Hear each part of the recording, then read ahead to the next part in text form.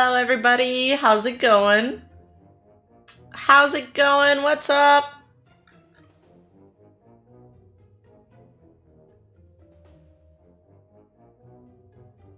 Heard you're broke now. Gonna post on only hoofs. Honestly, it's been I've been thinking about it. This is for the only clubs. Thank you. I'm Remus tier 5 only clubs. Well, a tier 5 only club's not gonna be $2, Charlie. It's going to be a lot more than that. Chat, type 1 if you want Rima to get an only clubs. Oh no, we're not doing that.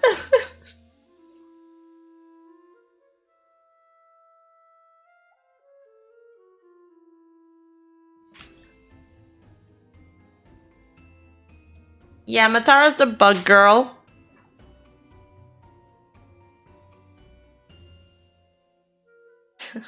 Why is there so many ones in the chat? Stop.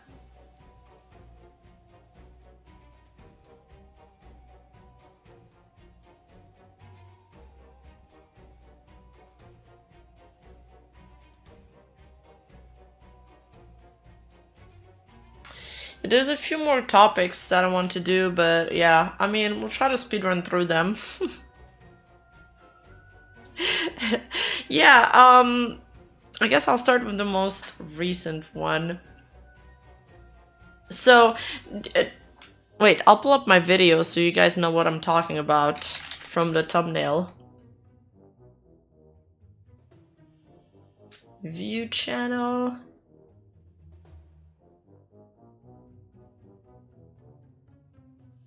Almost at 100k subs, by the way. So do you guys remember this video? The Owozu video. Where a Spanish VTuber lost all of its talents in one day. They basically all walked away after, you know, many allegations. The company locked their accounts. There's still some really large accounts that are tied with the company. The girls still don't have access to a lot of them. They've had to rebuild from scratch. There's been some grooming allegations amidst all of that. And now, and as I said in the video, there was several lawsuits going on at the time. And one of the lawsuits, 1 out of 3 lawsuits, just got settled. Here's a fiver from my 2-month-old daughter sleeping in the background. Oh, cute. I'll try not to make any jump scare noise. Say hi to Delilah. What a beautiful name. That's adorable. Congratulations on your 2-month-old daughter. Oh, she must be so small. That's cute.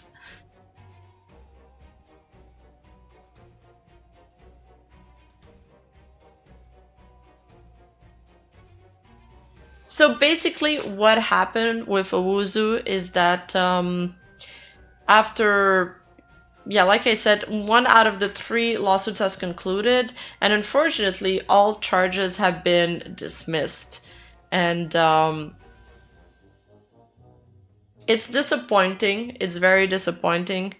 As you guys know, a lot of unethical practices in business, a lot of immoral practice are sometimes legal, and in the case of Owozu, the problem lied with trying to prove the status of employment of Karma, which was the person at the center of the lawsuit, one of the VTubers.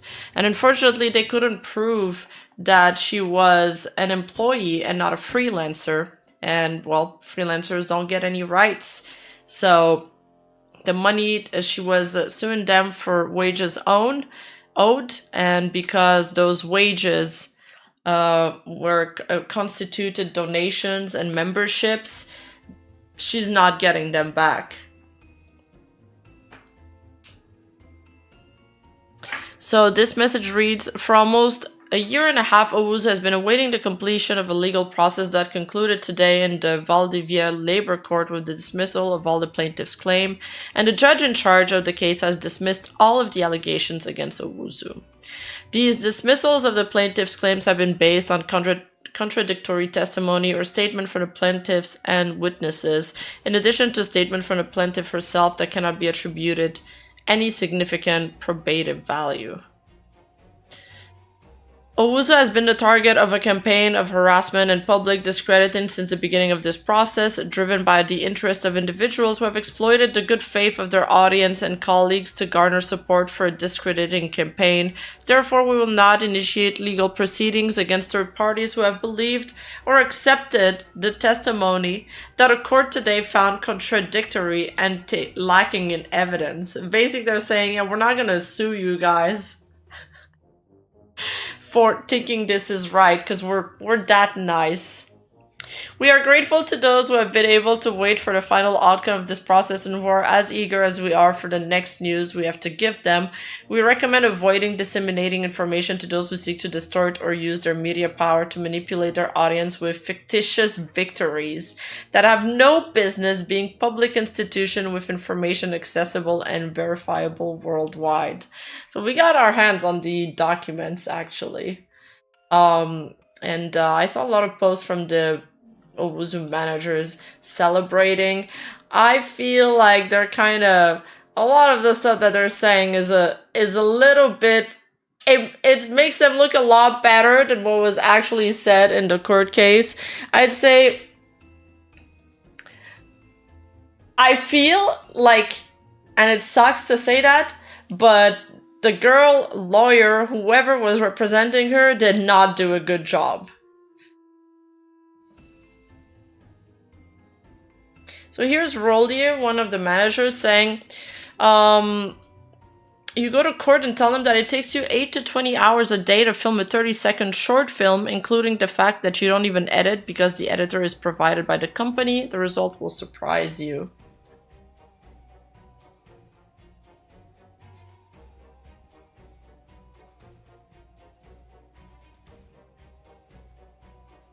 Yeah, Raccoon's the one that has 1 million subs, but she's not active on that account. She's active on a new account she had to make.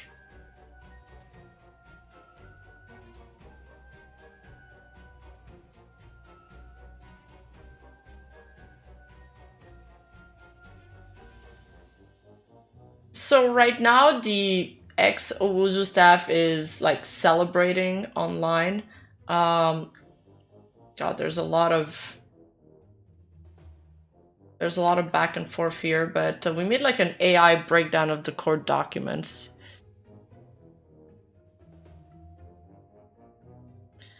So basically the plaintiff, which is Karma, filed a lawsuit alleging violation of fundamental rights, claiming her fundamental rights were violated in the context of a forced resignation, recognition of employment relationship, and then nullity of resignation, seeking to nullify her resignation later, claiming it was signed under duress and did not represent her true will. Economic unit, single employer, requesting the court declare Owozu as a single economic unit or employer for liability purposes. And collection of payment demanding unpaid remuneration, severance pay, and other benefits.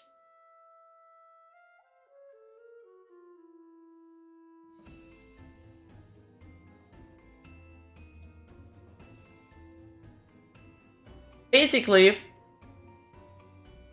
the key issue was that the court had to decide whether the relationship between the plaintiff and the defendant was a formal employment relationship or like a freelancer / independent contractor relationship. So the court's reasoning into making that decision was that the court acknowledged the legal definition of an employment contract, which includes subordination and dependence. However, the court concluded that the evidence did not sufficiently prove that the plaintiff was in a subordinate and dependent employment relationship with the defendants. The court emphasized that the plaintiff signed a contract of service and issued boletas de honorarios, which are typical of independent contracting, not employment. The court analyzed other evidence, such as emails and chat logs, and found that they did not establish the necessary elements of employment relationship. And the court also evaluated the testimony of witnesses, but found it insufficient to prove the plaintiff's case. Specifically, the court pointed to contradictions in the witness's statement regarding work schedules and the fact that the plaintiff income was tied to donation and viewership and not a fixed salary. So that was a big thing that played into judging that they were from a freelance status. So the court rejected the plaintiff's lawsuit in its entirety, but the court did not order the plaintiff to pay the defendant's legal cost, at least. And the country the court was in was the Chilean court. Like a Chile court? I'm not trying to make it sound like the fucking food, but the country. I hope I'm pronouncing it right. But basically, because the court ruled that she's like a freelancer and not an employment, she's not entitled to protections and benefits of the Chilean labor law.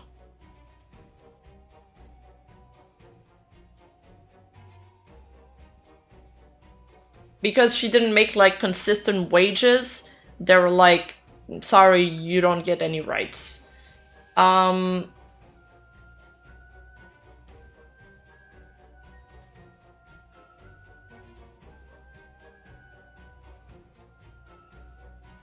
So in this text, Drakeout claimed, he basically says that the other party, contractor, oh, okay, contractor is the right word.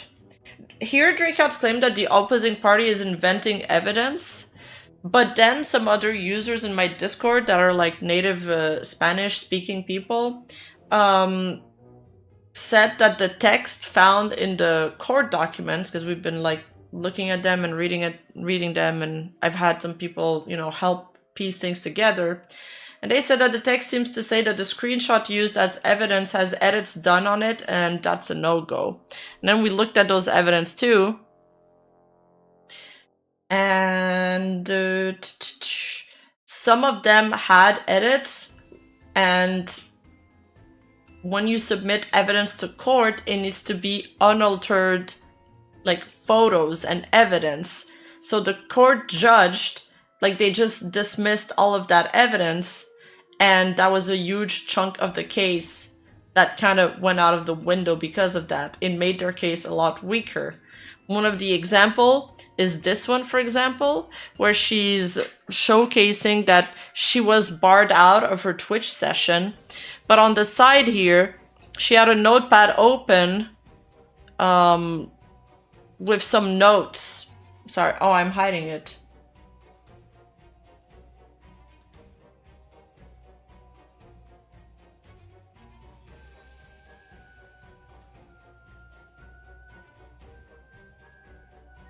Don't come disappear, okay.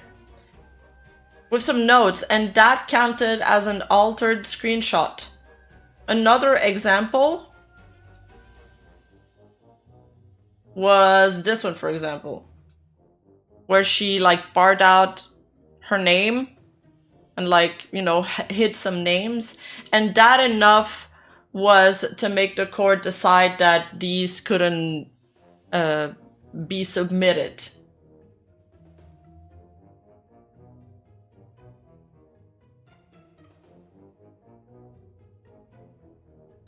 Basically, by adding text onto the screen, it was like the it was like Karma and her lawyer were trying to add like evidence to the screenshot instead of letting the screenshot speak for itself. They were trying to like frame it and give it context, and you're not supposed to do that.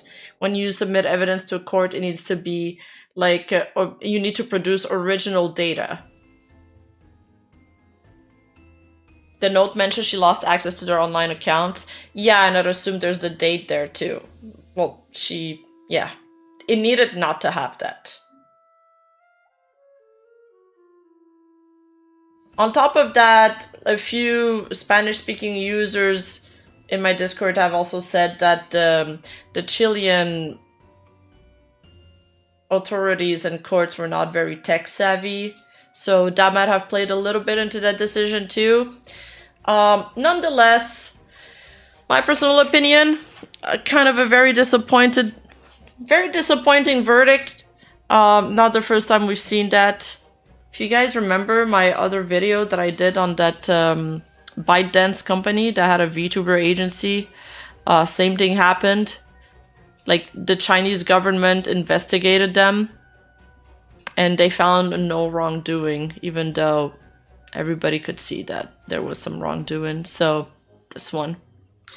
How the abuse of a top China's VTuber caused a meltdown, the ASOL scandal. So we'll see what it's going to happen for the other two lawsuits that are still remaining. Hopefully they are equipped with a better lawyer, because, you know, I don't understand how Karma's lawyer did not tell her that she needed to submit original data. I feel like this is a huge oversight, and it's a mistake that should not have been made in the first place. ByteDance, TikTok's parent company?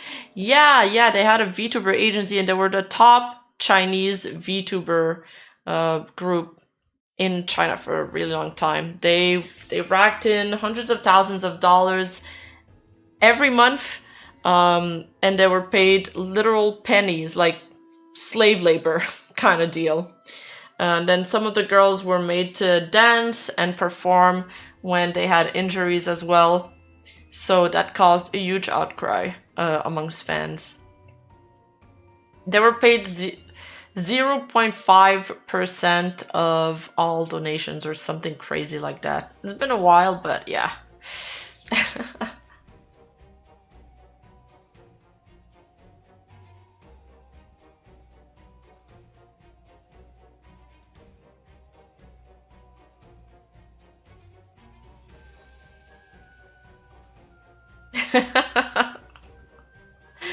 Yeah, 0.5% commission. Kind of crazy.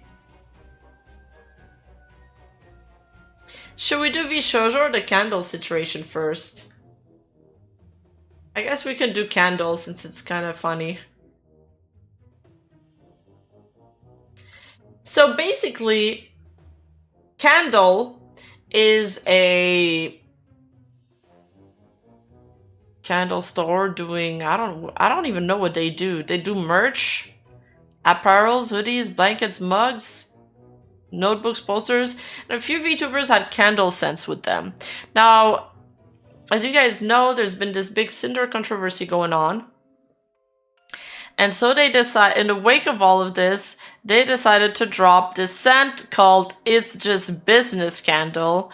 And it's, you know, it's fiery. No, it is real. It's not just a meme. It's not just a meme. But, and then they tweeted about it on Twitter. See, it's just business. A candle inspired by recent fiery drama. Smells like a terrible apology. Available on store now. But a lot of people weren't happy with this. This comes off as extremely distasteful and ignorant. Profiting off people's suffering is not it, and I hope this gets taken down soon. Please do better. This person, Night Rose, replies, a lot of people, myself included, have terminated our codes and products due to them refusing to take this down.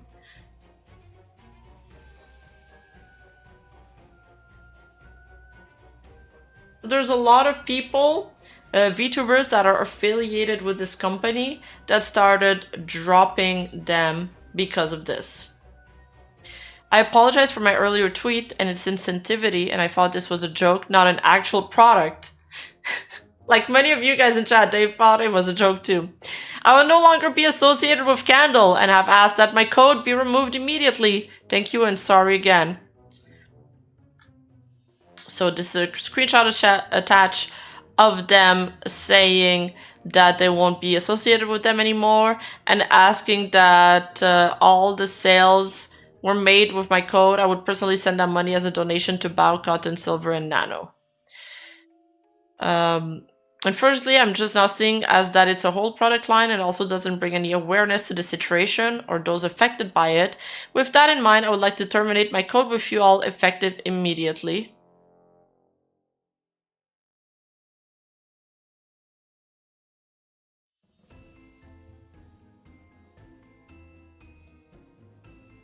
There's Sertle, a VTuber, who's saying, I was really hoping they would realize their mistake and apologize, but GG's. Also asking Quandle, I'd like to end my partnership. Not a big fan of y'all profiting off a situation that caused a lot of pain for the community. And Quandle just gives the same response to everybody, saying your products have been removed from the store. Lilengsia, I'm so sad and disappointed. I'm sorry, Implings. My candles are no longer available with Quandle, and I will be looking for alternatives, so please send me any other candle companies that works with VTubers. I'm so heartbroken. The candles were some of my favorite pieces of merch to have, but I can't morally stand by this company anymore, and she just gets the same answer as everybody else.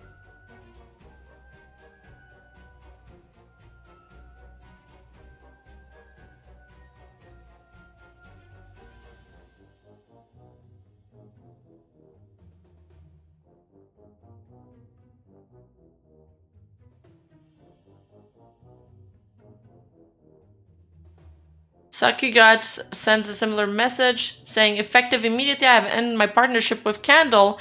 My products have been removed and my code has been removed and all imagery promoting the products have been removed. Thank you.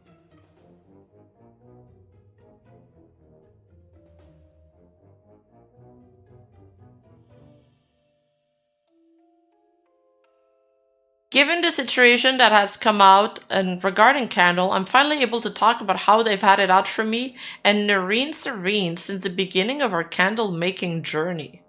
Let's start with the original post in September 2024. I had made an interest post asking if any VTubers wanted to work with me on candles. As someone who is a VTuber, it made sense for me to get into this as a candle maker. In that post, you can see her looking, hey, is there any VTubers who have been interested in working with me on custom VTuber-scented candles? This can be as merch or even a single person sale. Matching label art would be including. Please DM if interested.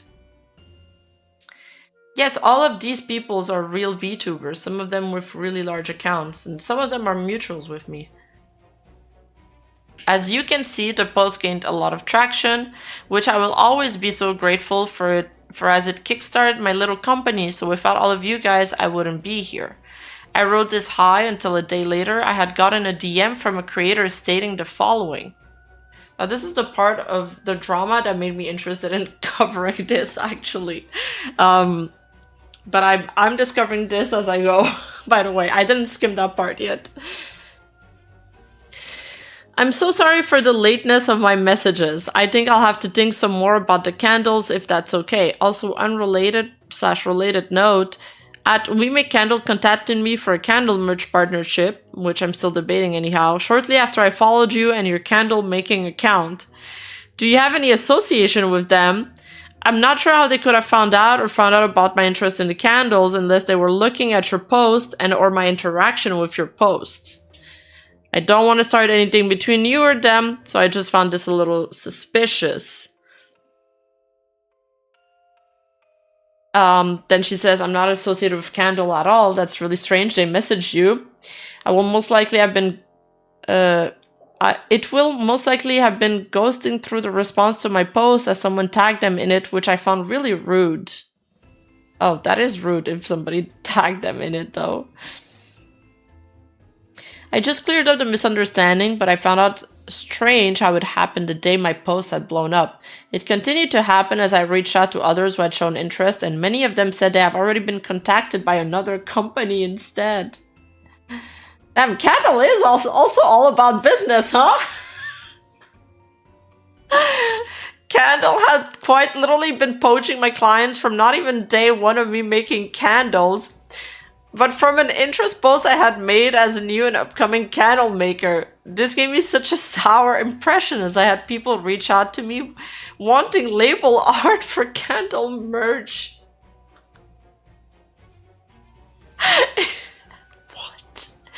It's just business for real. When I reached out to them, they tried to gaslight me into thinking it is a coincidence because they message 100 VTubers a day for partnerships. They also try to turn it around on me and say I'm also poaching their clients. So she's like, hello, my name is Bombueno and I'm the owner of Grimoire Atelier. It has been very evident you have been trying to poach potential clients from myself from the start of my little business. I'd really appreciate if you stop, as it's very disheartening as a smaller account than yourself. I've had multiple people contact me asking if I am associated with you guys for contacting them after my post on September 2nd started getting traction. I was really looking forward to working with you initially as someone contacted me wanting labels art done for Quandle they have with you. But this has completely soured my impression of you. It's also been upsetting having people come to my DMs telling me I am copying you. I hope we can stay professional going forward. Candle maker to candle maker. Thank you. Yeah, 100 VTubers a day sounds a little insane.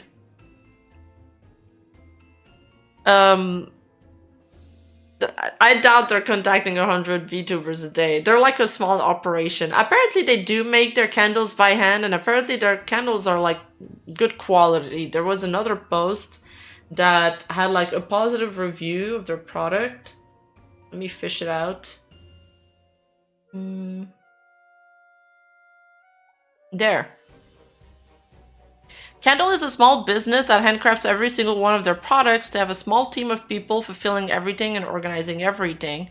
I have had nothing but perfect experience with the company. The amount of work they pull off with the manpower they have is honestly incredible.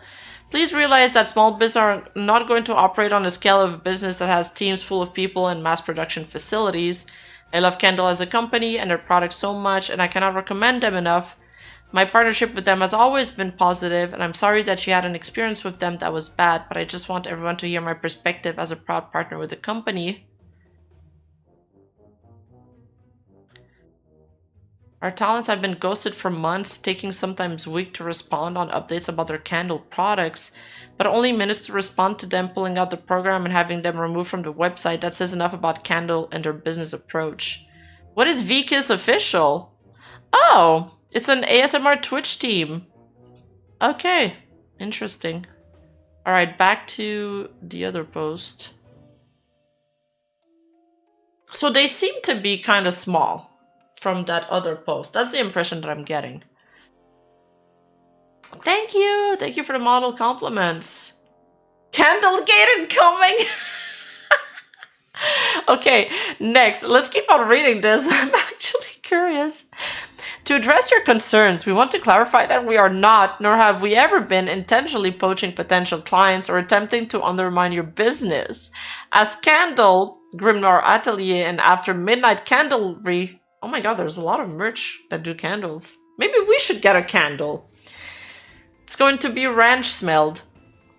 All operate in a niche field. There will be a natural overlap in audience and collaborators, particularly in the VTuber community where creators tend to engage with multiple similar brands. I mean, this is kind of true. This is often the case with our own partners who have also worked with Grimoire Atelier and After Midnight Candlery, and it's also normal for VTubers to reach out to multiple companies to find the best company to fit their brand.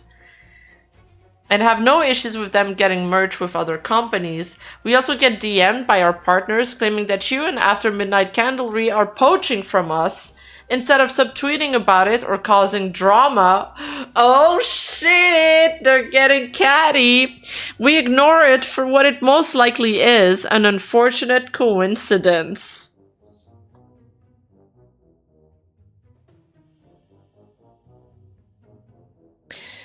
I don't understand why they brought AM Candlery into this conversation, Nareen Serene's shop, but it just proves that they would actively stalk our accounts to see who we are working with. For them to also state we were poaching when me and Naren make interest posts and reach out to those who show interest, it is not the same as them looking at our posts to find clients. By poaching, they had people who had candles with them already come to us looking for more candles. They have literally said they do not have a non-compete clause, so where is this poaching claim coming from? She says, I also don't understand you stating you don't have a no-compete clause, as I had reached out to a creator I've looked up to for a while now, and they had said they are currently in the works with yourself, but they are still interested. I had asked them to double-check with yourself as if they are still okay to work with us as well at a later date, and didn't want to overmind your release with this creator as it's not fair. They have come back to me now and said they have been told it is a conflict of interest and they can no longer work with me. Rima's earthy, pungent, stable scented candle smells like wet horse, and hey, I'd buy it. Ooh, you got it. We got our first customer.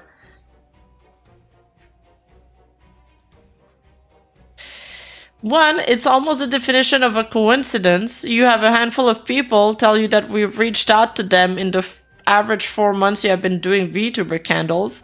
This is exceptionally easy to believe, especially considering we sometimes send hundreds of DMs and emails a day to any EN VTuber we can find.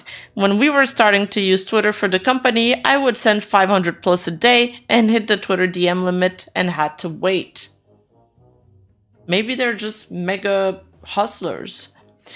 Plus, we have people recommending us VTubers to reach out to almost every day. 2, we can't have a non-compete clause because we literally don't even have a contract. If somebody told you they don't want to work with you, that's their choice. Okay. Well, the way this is written sounds a little bit catty. Like, I think next time Quandle should just, you know, take this message, put it in ChatGPT and be like, ChatGPT, debitchify my answer, please. And then just use that instead. You know, when emotions are running high, maybe you shouldn't send it as is.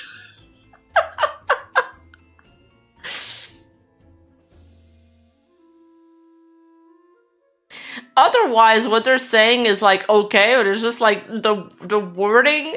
You can tell that they're annoyed.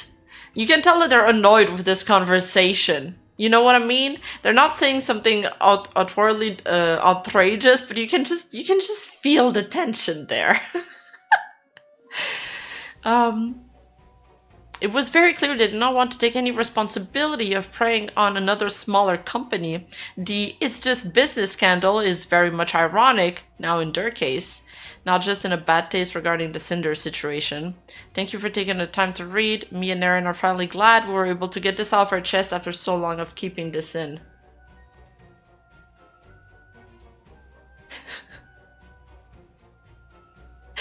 I need to add, do not under any circumstance and any hate, yada yada yada.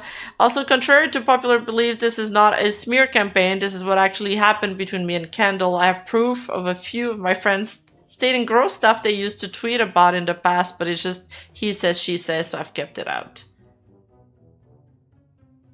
Okay, is there anything else to this thread?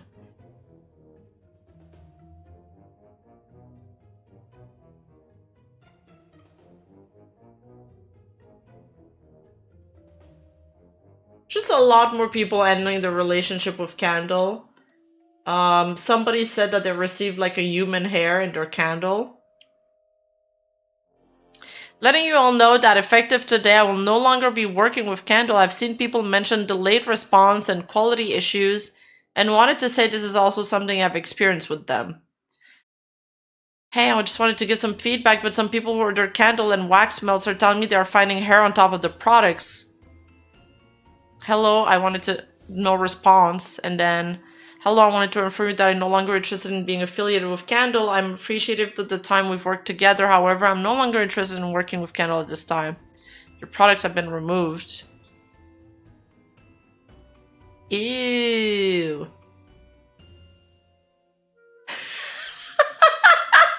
Man, this latest season of Fire Force is not what I expected. Infernal Candles versus VTubers. That's a good super chat. Thank you, Kendra.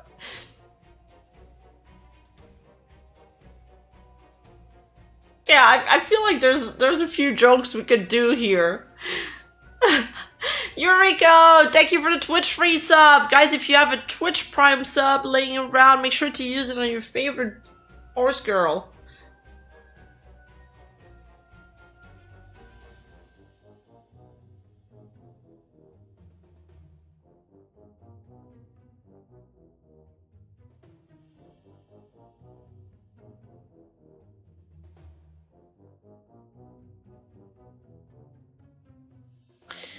And then there was this thing where, like, apparently they were charging some VTubers, but not all VTubers, for having partnerships with them. Let me grab some water before we get into this.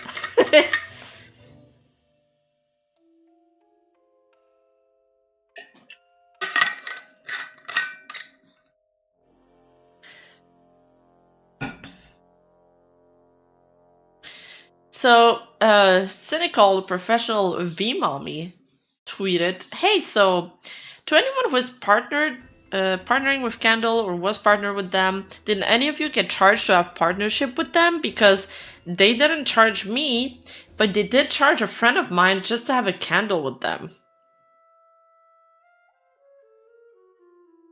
This is the data I've gathered from people who interacted so far. Let's give them benefit of the doubt that they recently started charging creators, real scummy in of itself. Why are some charges different if this is a universal policy change? Oh, they were charged different amounts too? So some people were not charged 29%, some people were charged $5, 8.3%, and 62.5% of them were charged $10. I wish I could charge people who call me auntie, yes. That is weird. That is weird. I've never seen this before. I've charged for having a candle with them, which is like, by itself, is not a big deal, but it needs to be applied in a standard way. Or it needs to be like, well, for content creators that have less than 100k subscribers, we charge like this fee because we believe that, you know, we're estimating that we're gonna do this amount of sales. But for you, for example, who has like a lot of subscribers, we estimate that we're gonna get our money back with the affiliate deal, so we wouldn't charge you anything. Alicia! Alicia! What's up? That is pretty weird. Yeah, it's a little, it's weird. I've never seen this before, and I did do a lot of negotiations with different companies. I've been around. Auntie, here's my payment. Oh, I'm catching it. Thank you so much. Thank you, Pickle Cucumber.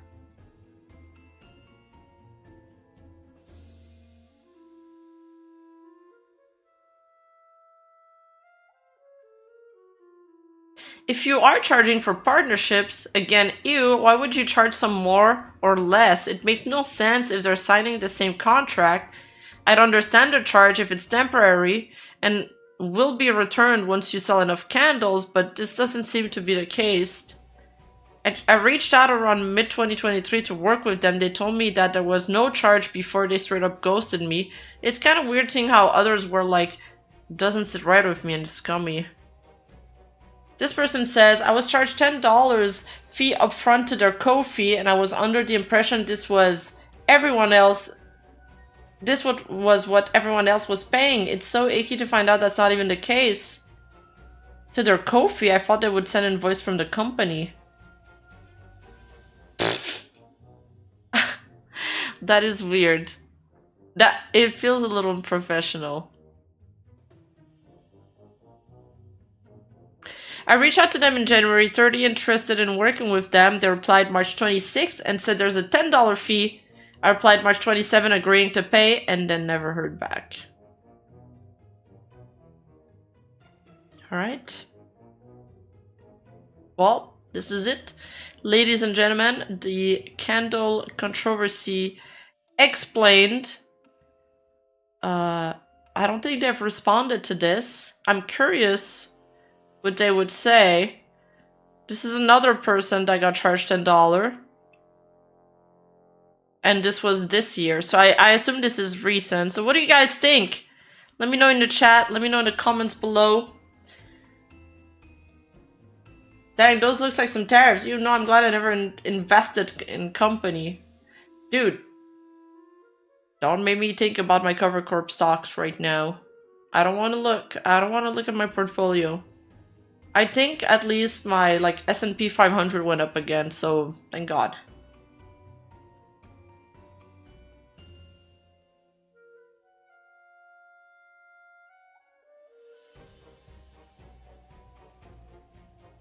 I feel like they should charge everybody the $10. Or maybe they should say, oh, this is a new policy, and everybody that we make candles for from now on is getting charged $10. It could have been that too. Like from a certain date moving forward.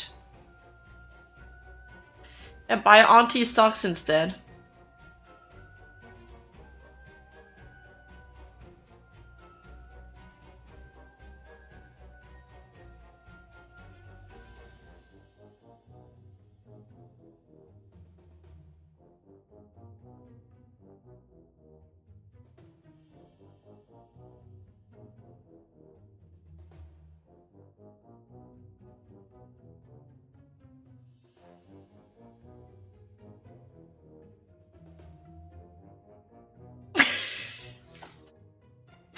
You guys make funny jokes. You guys make funny jokes in chat. Rayblade. Okay. Alright, let's be serious. Dude, on April 28th, one day before I was leaving Japan, and we thought things would finally come to a halt and things would start to calm down. Then Vshojo hit us with this announcement. Dear community members, we want to share that after careful thought and consideration, we've made the difficult decision to formally part ways with Matara on May 5th, 2025. We're genuinely grateful for everything she's brought to Vshojo and wish her the best moving forward. Goodbyes are never easy, and we understand many of you deeply care about Matara as we do. The best way to support us both right now is with kindness, understanding, and respect for everyone's feelings and privacy during this transition. We're committed to our incredible talent, community, and the values we share. Thank you all for your empathy and continued support. And there's Mooj in the comment. Can we catch a fucking break?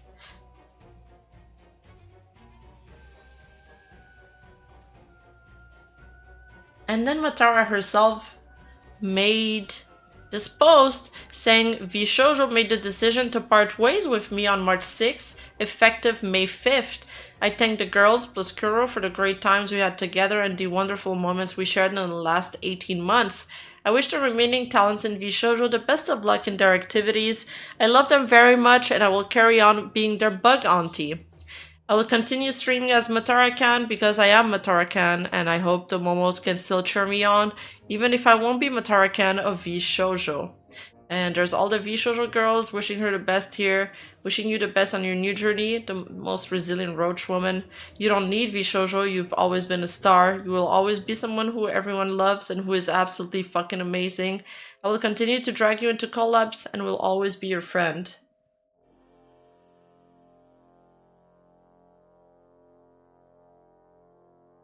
And then there was this post from her Discord server, which it was just copy-pasted in my Discord, but I'll read it out. Hello, my sweet momos. As you have seen on Twitter, Vshojo and I are set to part ways in 1 week. I thank the girls plus Kuro for the amazing times together, and I wish for us to use this week as a positive memory week where I will be hosting tons of collabs with Vshojo members. And then she lists a collab list. I know this might come off as a shock to many of you, and I want to make it very clear that I will not be tolerating speculation, drama, or negativity of any kind. On top of this, I will not be providing any more information than what is currently being provided on Twitter due to confidentiality. I'm sorry. I know it sucks to not know everything, but this is how it goes, my loves. During this week, I ask that you please be on your best behavior. Please be as sweet and as kind to them as you would to me. Same to any staff member of Vshojo. After this week, I will be adding Vshojo's staff names to the automod to prevent discussion and speculations about them, since they are not public figures and should not be discussed in the server anymore. That being said, I encourage you all to continue talking about my Vshojo friends and talents with whom I have shared many moments in the last 18 months, and will continue sharing many moments with. I have had the most incredible moments with you, my sweet momos, and I will carry on doing so despite no longer being a member of Vshojo. As for the girls, I will continue being the bug auntie as well, Vshojo or not. After this week of collabs, I'm planning on tackling my subathon goals as well as playing CK3 new DLC. Wait, there's a new CK3 DLC? This is where I learned there's a new CK3 DLC? What? Finishing Subnautica and continuing a lot of our solo stuff. That being said, you know me, I'll get stolen for some collabs. I'll steal some folks for collabs. What I'm trying to say is you are still my community and I'm still your bug leader, and I look forward to all the great times we will have together in the future, my sweet loves.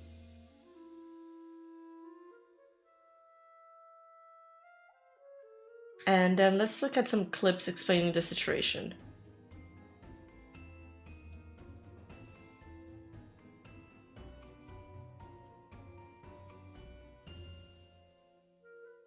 Two aunts, one video game.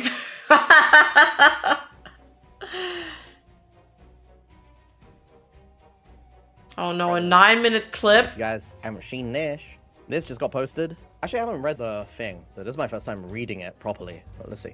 The evening as we want to share, after careful thought and consideration, we've made the difficult decision to formally. But I will say, regardless of this, there is not going to be any like, oh, we can't talk or anything like that. There's no excommunication. I'll explain. Like, I'm not going to stop being friends with Matara or anything. It just is what you're seeing here, right? I mean, I'll add that I kind of like the Vshojo model where they don't have like graduations. It's just like a normal company where it's like when you get fired, or I don't know if she got, okay, fired kind of carries like a negative connotation, but it's like when you leave the company, you just leave the company. Like it shouldn't be a big deal. I don't know if I'm expressing myself, but yeah, I think I like that. am not no liberty to say anything. I don't want to say anything, but I know people would ask me. Yeah, they just aren't working together anymore. So all I'll say is you should just listen to whatever Matara wants to say or whatever Vshojo wants to say. Because obviously it's not my business. It's not my shit, right? However, everyone has known about this for like the past month in Vshojo, right? Like, it's not like a surprise thing. Like, we've known about this. You know what I mean? You have a collab with it? Yes. Yeah, it's in another. Maybe we should start with the Matara clip, explain the situation, but this one's in a chronological order. But she explains why, and I think it's got to do with merch. I haven't watched the video yet, but yeah. Yes, we're gonna be doing that collab. I think she wanted to do a bunch of stuff just as like official Vshojo before she leaves. I think she's gonna do quite a few collabs, not just me. Like, there's gonna be quite a few. Because she wants to do, like, as many as Vshojo before she leaves it.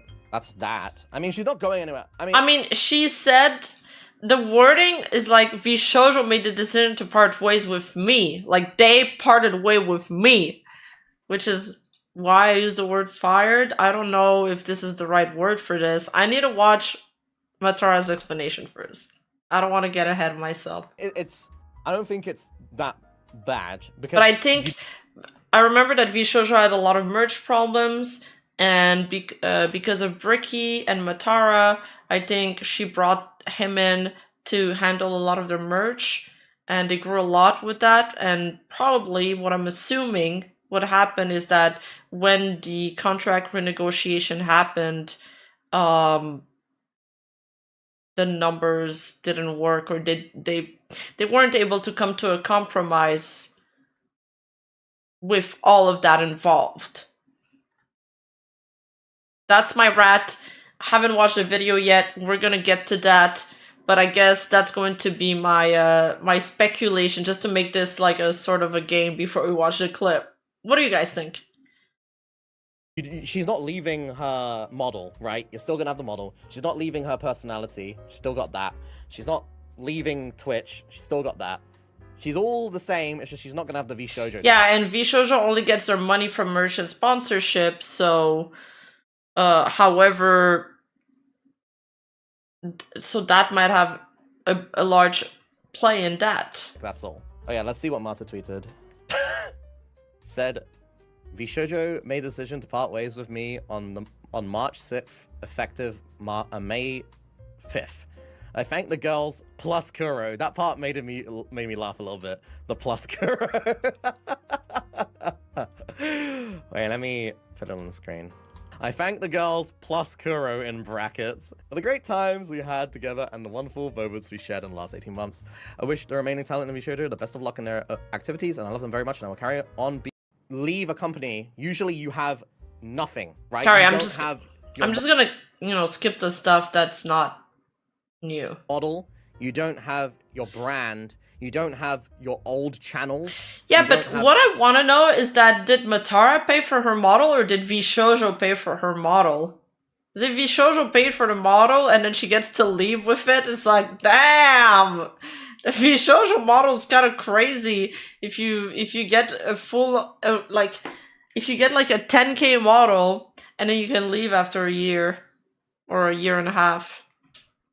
Anything. She has. I have a feeling that they must pay for their own models because of the way the company's built, but I don't know about those details. I just know that they get to keep their IPs because that's always been the case with Vshojo.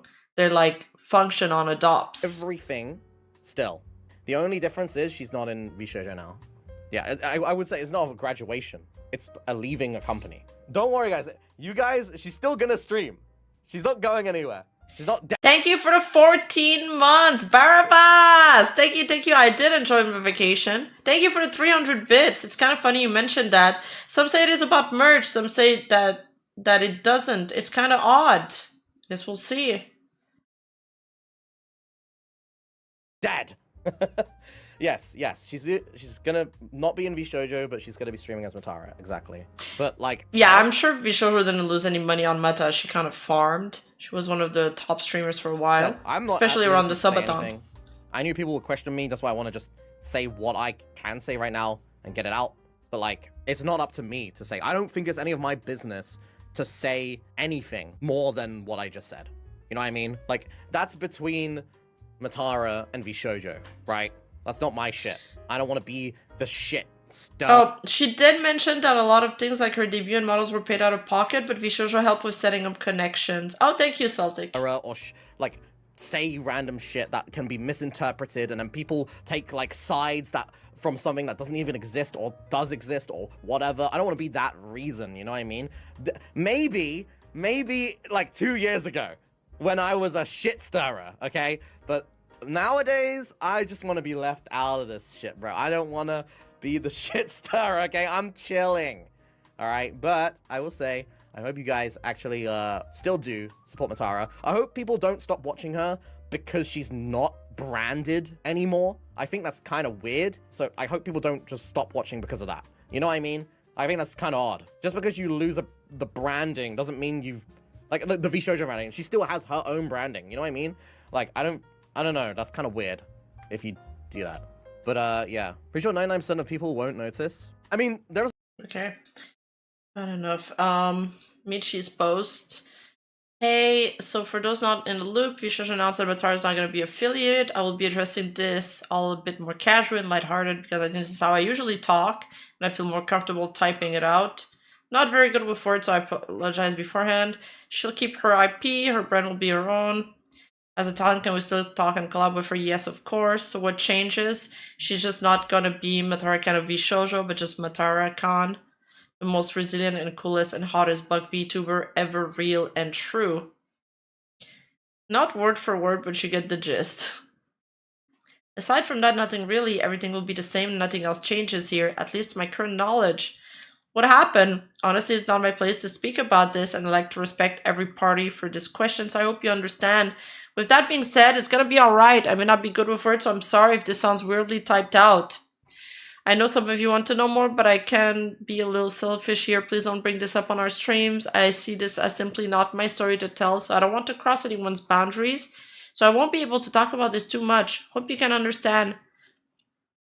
Please respect Matara and everyone's boundaries. Keep it civil and polite and take care of yourselves, okay? I also said this on stream, but if it's alright, please don't bring up drama or anything during streams too. I know everything can be quite overwhelming right now, and that's valid.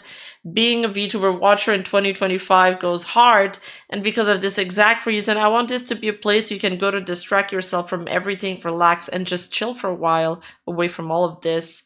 And honestly, I'm sure a lot of people have more to say about this anyway, so let's hang out and chill instead together.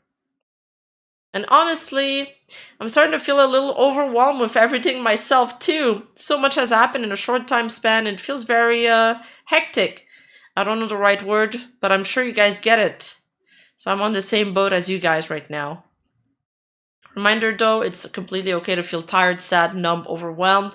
But do remember to take care of yourselves too by the end of the day. And I know you will always have a place to turn to wherever you're feeling up for it and you're not alone. Big love and thank you for being you. And Michi's so sweet.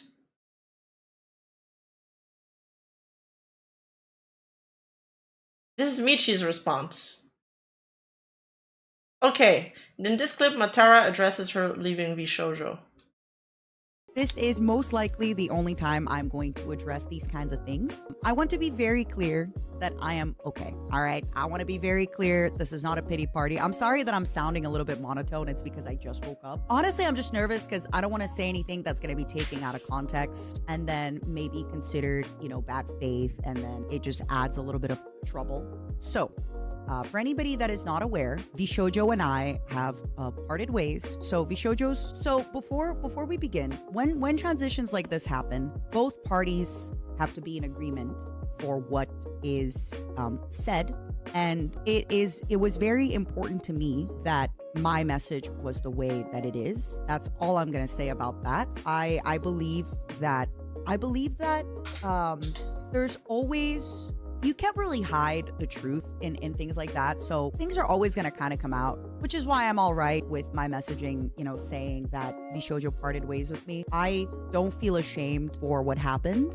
I don't believe I did anything wrong. It just happens, you know, it's stuff that happens, and it feels really, really weird to use this line, but it is business at the end of the day, correct? Vshojo has tweeted, "Dear community members, we want to share that after careful thought and consideration, we've made the difficult decision to formally part ways with Matara on May 5th, 2025. We're genuinely grateful for everything she's brought to Vshojo and wish her the very best moving forward. Goodbyes are never easy, and we understand many of you deeply care about Matara as we do. The best way to support us both right now is with kindness, understanding, and respect for everyone's feelings and privacy during this transition. We're committed to our incredible talent, community, and the values we share. Thank you all for your empathy and continued support." This is from Vshojo, and it is a very kind message. It is filled with a lot of love. It is filled with a lot of kindness, and I really appreciate them writing something so nice that I approved ahead of time. And then for me, I wrote, "Vshojo made the decision to part ways with me on March 6th, effective May 5th. I thank the girls plus Kuro for the great times we had together and the wonderful moments we shared in the last about 18 months. I didn't do the exact calculation, but I wish the remaining talent in Vshojo the best of luck in their activities. I love them very much, and I will carry on being their bug auntie. I will continue streaming as Matara-Con because I am Matara-Con, and I hope the Momos can still cheer me on, even if I won't be Matara-Con in Vshojo." Yeah, so very quickly, I get to keep my IP. I get to stay at Matara-Con because I am Matara-Con and I will continue being Matara-Con. I had an artist reach out to me earlier today to ask if a commission that I commissioned through them is still continuing. It is, because I pay my commissions out of pocket, and those are all from my ideas and from my brand. And so she did say that she paid it from pocket. All the projects I've been working on, okay, all the commissions I've commissioned. That clears up my question. With all the artists I do, everything like that, I continue to work with them, right? I pay them and I continue to work with them and I continue to do stuff. So yeah, so the only thing that I am going to say is whenever it comes to things like this, usually both parties have to agree to their messaging. And my only takeaway is that I am very comfortable with the messaging to say that I've been let go. Because as I said, I don't really believe in hiding it. I think trying to hide something like this in the future will just make things look weird and just make people speculate, be like, ooh, you know, it says that it was one thing, but ooh, she got da da da da da. It's not as serious as people think it is. But like I said, I think it's very important in the industry. I think the industry is very small. I think people know a lot more people than we realize. I think people talk to a lot more people than we realize. So I'm very, very all right with that, even though I am aware that people might be like, oh, Matara must have killed a man. Matara must have been saying awful things. Wait, Tectone reacted to this video? What did he say? You know, It's one of those things where if you already know me and you know my character, you'll have one idea. If you don't know me, you'll have another idea. Yeah, Matara ate too many husbands and she got let go. I'm very comfortable with that. Since somebody is mentioning Michi's tarot stream, I mentioned before that the Wheel of Fortune is my favorite card. And the reason the Wheel of Fortune is my favorite card, I've talked about it before, is it's kind of just karma. It's the Wheel of Fate. And I'm very cool with when will you learn that your actions have consequences? I am very all right with the consequences here. Like I said, it is. That's why, you know, somebody was like, I saw earlier, somebody asked if I'm sad. Yeah, it is what it is, but these things happen and change happens. But I'd like to focus on the amazing week that we're going to have the other Vshojo members and together. And after May 5th, I'm curious about the consequence part. Continue streaming and I will continue being Matara Khan. I just simply won't be Matara Khan Vshojo. When it comes to collabing with other talent, my relationship with Vshojo, the entity, right, has nothing to do with my relationship with Vshojo, the girls. And when I say the girls, I, as always, mean the girls in Kudo. My relationship with Vshojo, the entity, has nothing to do with my relationship with Vshojo, the talent. Yes, I will still stream with the talent. Yeah, maybe it's a contractual thing or just such like, yeah, I get that she was let go, but why? And I will still I guess we're not gonna get that answer. The consequences was part of the husband eating joke? Was it? Now, obviously, I want to address it now just because I want y'all to be mindful, right? Sometimes I collab with other Vshojo talent a lot. Sometimes I collab with Vshojo talent a little bit less. That's very normal in a regular month, in a regular week. But of course, there might be, you know, people being like, oh, it's been exactly 14 days, 3 hours, and 5 minutes since she collabed with Giga. Does she hate Giga? If that happens, please just ignore it. It's not that serious. There's people that I love very much, but I don't collab with very often. There's people that I collab with all the time because our stream schedules align a little bit better. It is what it is. There is going to be definitely, like, I'm not going to go out of my way to collab with members less or more just because I'm now a part of Vshojo or I'm not. I'm still a collab organizer and I'm still somebody that gets stuff done. So I'll continue getting stuff done. That's not really going to change it. Giga sent me her Discord message and so did Haru, but I don't know what the other talent have posted, but pretty much what both they said. A lot of us just kind of copied Giga's homework. I love you, Giga. The talent get to make their own decisions. I feel like Giga's probably the one that's... Yeah, she would be the kind of person that gets her homework copied from. They want to do. After May 5th, I want to focus a lot. I want to try and focus a little bit more on my solo stuff. I would like to play the new DLC for Crusader Kings. I'd like to finish Subnautica. I'd like to get a lot of my subathon goals going, offline projects, and maybe getting a podcast going, things like that. Okay, there is something I would like to read very quickly that Giga wrote in her Discord that I think is important. Not sure what Matara and other members will say until they post thoughts or talk about it on stream, but keep in mind that we are under strict NDAs and contracts. Much of these situations are things we simply cannot talk about legally. Do your best to not stress people out by asking them questions they cannot answer. Just let them speak as they can. Thank you. This doesn't affect the WME stuff. So I'm actually not sure what I can say here, but this is like the other talent agency she's in for like her... Is it for her IRL stuff or is it just like her...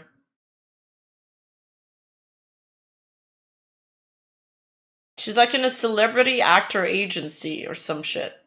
I don't know if it's as Matara or as her IRL persona though. And I'm scared to click on the link because I don't want to like dox. Very careful. WME is continuing their relationship with me independent of my relationship with Vshojo. A lot of Vshojo is in it. So yeah, so there's a talent. I mean, she officially announced it. Yeah, I guess it's fine to click on it then. Okay, fine, I'll click on it. Oh god. I have to consent. What are they gonna do to me? Oh my god, there's really popular people in that agency. What the fuck? Okay. Okay, it's a big agency. They have Angelina Jolie in this, and freaking Eva Longoria, and I don't know what this is. Something Gyllenhaal? Who is that guy? All right, I need to focus. Wait, I'm going back to the announcement. What I could say. Am I leaving because Gunrun couldn't find me a husband fast enough? He was tired of hiding the dead bodies. Exactly. He was tired of hiding all the bones. So if you would like to get any Momo merch, it is staying until May 5th. Oh, that was the Hot Ones host? Damn! He's good. I like his interviews. Lol, the bald guy is the host of the Hot. You know what? That's something we should react to more often on stream. We should watch some Hot Ones. We're gonna be okay. I have honestly bounced back from worse setbacks in my life. I'm really gonna do my best to try and keep the energy very positive because I'm still gonna collab with members. I'm still gonna hang out with them. I'm still gonna talk with them. I'm gonna be seeing Amelie in like July. Probably gonna see Giga sometime this summer. Like, it's not a big deal. I'm still pals with a lot of the talent. Okay, let me just explain this because I said a lot of the talent. I don't want people to speculate, be like, are you not friends with all of the talent? No, some of us are a lot of years apart. Some of us have different lifestyles. Naturally, in any group with 16 people, you are going to be a little bit closer friends with some and a little bit more coworker with others. There's nothing weird there. It's not weird to be like, oh, I'm, just want to clarify that just in case so nobody takes that and goes like, oh, so there are people that she. Well, you've done the whole wing lineup before. I kind of wanted to try some of these hot sauce because the guys in there are like really struggling to finish the wing lineup, but he's really used to it. He's not friends with. No, not like that. Sorry, I just want to make sure that now that there's a lot of eyes on me that things don't really get taken out of context. Am I still gonna be the Vshojo Minecraft server after? Not right away. Like, previously, right, when somebody was like, and they didn't do anything wrong, by the way, but somebody was like, are you going to talk about the drama? And I was like, wait, just to be clear, what's happening here is not drama, right? Like, this is just, it's normal. It happens. It's not. So I just want to be very, very clear to not, and that's kind of what I'm worried about, is I don't want to accidentally say something or missay something that will hurt my friends. I feel like this is kind of sad because it just looks like, I feel like she learned that from her Nijisanji days. She said before that like she really learned to keep her mouth shut because sometimes like anything you say will be picked apart and sometimes used to maybe blame other people that are not necessarily to blame in this situation. Anything like that. But at the same time, I understand that you guys have questions, which is why, I just want to say that unfortunately you kind of can't know everything and it's a lot less dramatic than it sounds. Like I said, I am aware that people will be upset. People will always be upset at everything. It's the internet. I said my piece. I said my piece on why it was important for me to have the wording that my tweet had. I'm going to reiterate again. It is because I believe that if later people started speculating and whispering in the industry, it would have come out that I've been let go and then it would have looked worse, right? It's like, oh, what did she do? So I'd much rather just go out with it now and be like, yeah, it is what it is. Read my tweet. I have nothing to hide. Okay, so she did use the words let go. So she was let go. We don't really know why. She says she's sad about it, but it's not that serious. Whatever that means. It's because of NDA. I have nothing to hide except for the law. So yeah. Yeah, it's hard to say what this is exactly about. This is the not really the announcement, but she is part of WME William Morris Endeavor Agency. The talent agency. So she announced it herself. It's official. She's been admitted there since October 2024, and she's apparently the first VTuber in WME. Yeah. Oh, she states, I don't think I did anything wrong, so I'm assuming it's something in the contract that maybe misunderstood. Maybe. Also, I don't think most are with WME. I think Mouse and Zen are UTA. And Henny, I guess, since someone else beat me to it. Oh, okay. That's good. I believe the merch rat. Yeah, the merch rat seems to make sense. I feel bad because she said not to speculate and we're speculating. Sorry, Matara. Love you, but... It's love you, but so yeah, I know. I remember that Vshojo was struggling with merch production and like rollout. And Matara was pushing them and was kind of the reason they improved on that, bringing in Bicky and starting a business with Bricky on her own. So he's been doing a lot of her merch, but it seems like Vshojo does not take a cut from streaming revenue, but they take it from merch. So obviously, midway through contract, honestly, midway through all of this, the contract needed to change or be adjusted according to that. And somewhere along this line, things might not have aligned for both parties.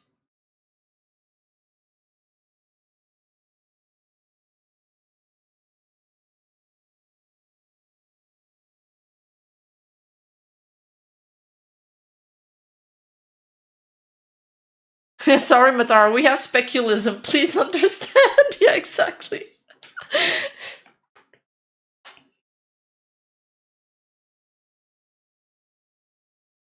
True, and Matara's butt is pretty good. But yeah, it's like... maybe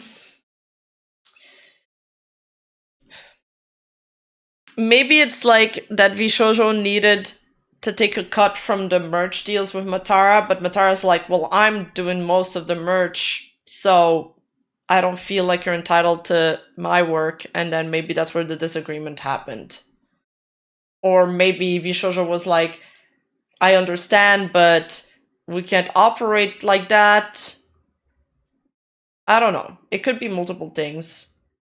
It doesn't have to be dramatic. It's just that they're like, well, shit, our business model just doesn't work with those conditions.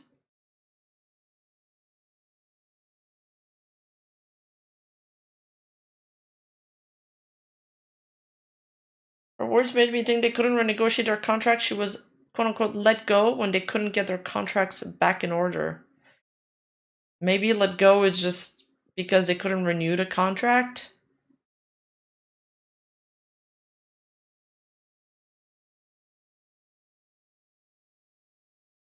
There was a tweet from March 6th hinting something would happen. Yeah, something like, I can't talk about it right now, but... she didn't say something will happen, but I remember it was like, it kind of meant that.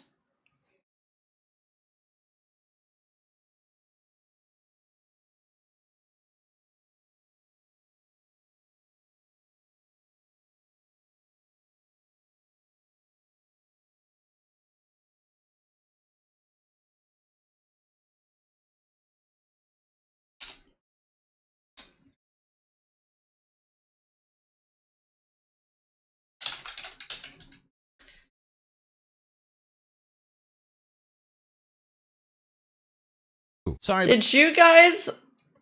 So, the way it's worded implies involuntary termination rather than mutually deciding to part ways. So probably not a contract issue. This seems punitive. It was differently worded than the Vebe and Silvervale announcement, I agree. But it's not enough evidence to base my entire speculation on it yet. I don't really have enough evidence for any to base like to make a really firm point here. So we just have like a few theories. I mean, yours is valid, Rico. I think the merch one is valid too.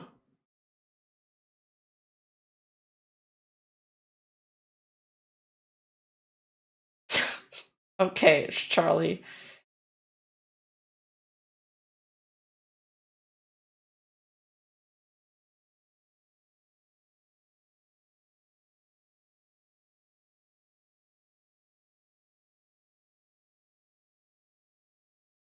Was it here?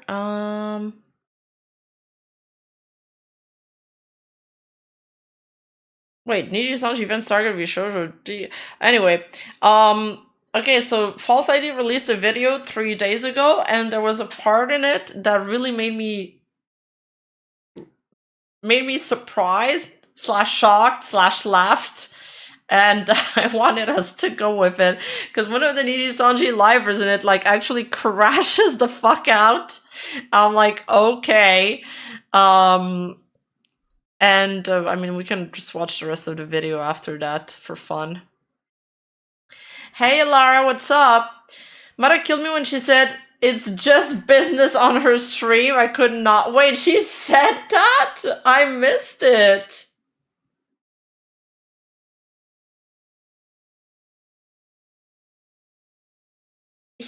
False has a really great way of just showing us all the right information and condensing it in a digestible format. I don't know how he does it. I need to learn from this. That's funny, Lara.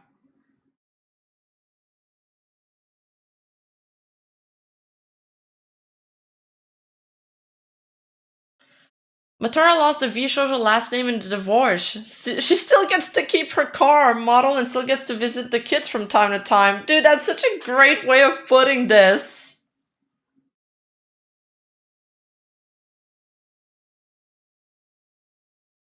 I watched her say it, Rima, but maybe I was thinking about something, so Rima can't think and listen at the same time. I thought you guys learned that yet. I can't do two things at the same time. People say men can't do two things at the same time, but it's not true. Rima also can't do two things at the same time. Sometimes I'm typing and somebody's talking to me and they're like, you didn't hear anything I said, did you? And I was like, sorry, I didn't.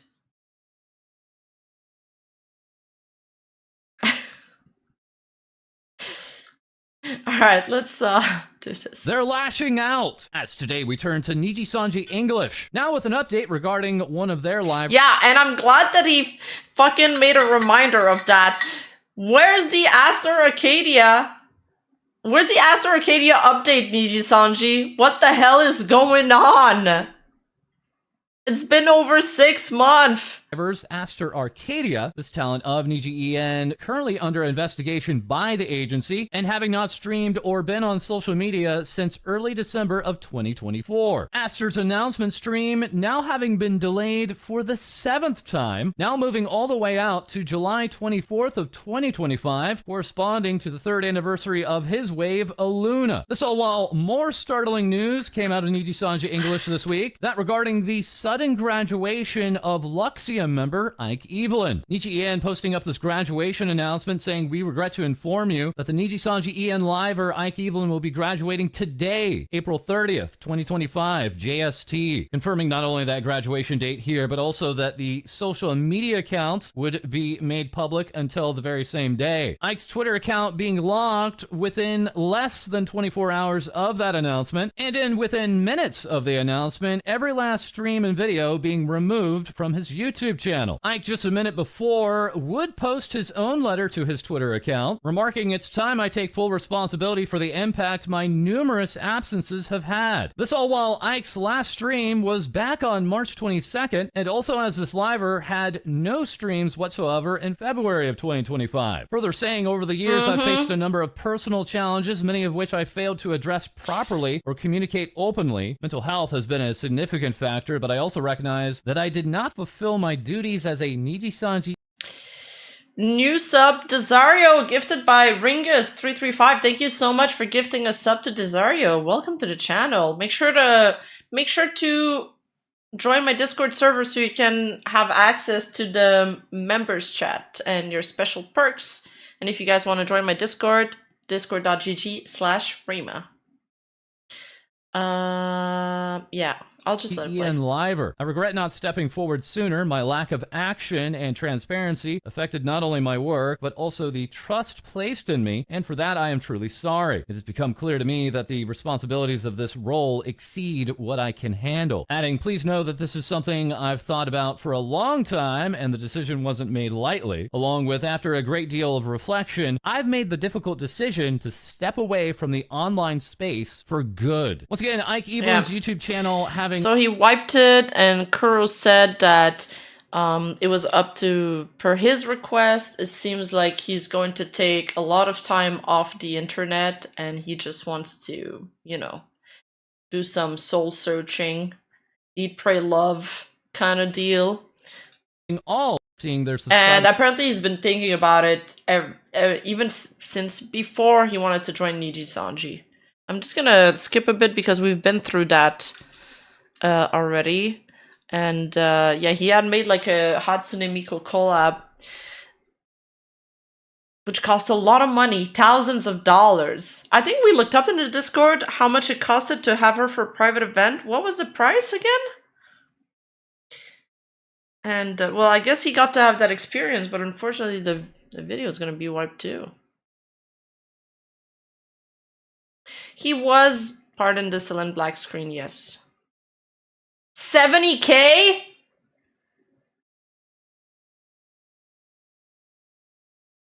$70K for Hatsune Miku? That's crazy.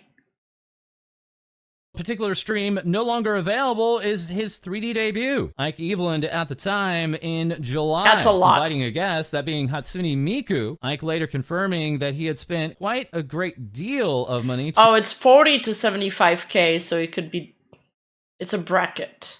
To get this guest to join. Yeah, it's out of 3D pocket. debut. Some estimates ranging anywhere from $40,000 to even up to $75,000 for this particular guest appearance. This news of the graduation taking other Nijisanji English livers by surprise. Inanna Ryugu and Yuki Wilson needing to delay a collab stream together. And a lot of them confirmed that they just learned about the news as it was announced. Nana and her original reply saying, so sudden. Rosemi Lovelock replying with what? Renzoto reacting with, I'm shocked and don't really know what to say. Newer members of Nijisanji English, Zeal Genjoka here saying we didn't have a chance to talk. Millie Parfait reacting with, everything happened so fast and I'm still trying to process everything with my own thoughts. Luka Kaneshiro. And we didn't go through all of these reactions when I did the covering, so this is a good good data gathering by Falls. Sounds like something a company who makes millions should pay for? Oh, you think Nijisanji would pay for that? Oh, you don't. No. They gotta keep the money for the yacht. If there is an affordable price, would Rima invite Marine? Maybe, but I would rather not pay for it. I would rather that she, you know, that I get to invite Marine because I got there, because I earned it. And I ended up, you know, doing something cool enough that Marine would want to take part of. Taking to stream and confirming that the Nijisanji English livers found out at the same time as the public. All the members receiving a Slack notice about the effective immediate graduation of Ike, coinciding with the exact same time as the public tweet by the Nijisanji English public account. Shu Yumino on his public community page here on YouTube. Yeah, oh my god, Shu's privating even the videos that he collabed with Ike, because I guess Ike wants to wipe his internet presence, but like that's impossible because there's clips and everything anyway. Nijisanji English tweeting out, I won't. And further to that, there's been many comments, many taking this to be Maria saying, if it's one of the Dr. Stone's voice actors, okay. If it was one of the Dr. Stone actors, I might pay them.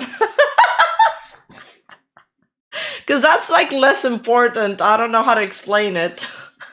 that she will not be removing any collabs or duets with Ike Eveland on her channel. Then as just hours later, Ver Vermillion would react saying this on stream. Here's something I do. Okay, that's the clip I wanted us to watch together. I do want to say though, and I absolutely want to make this clear.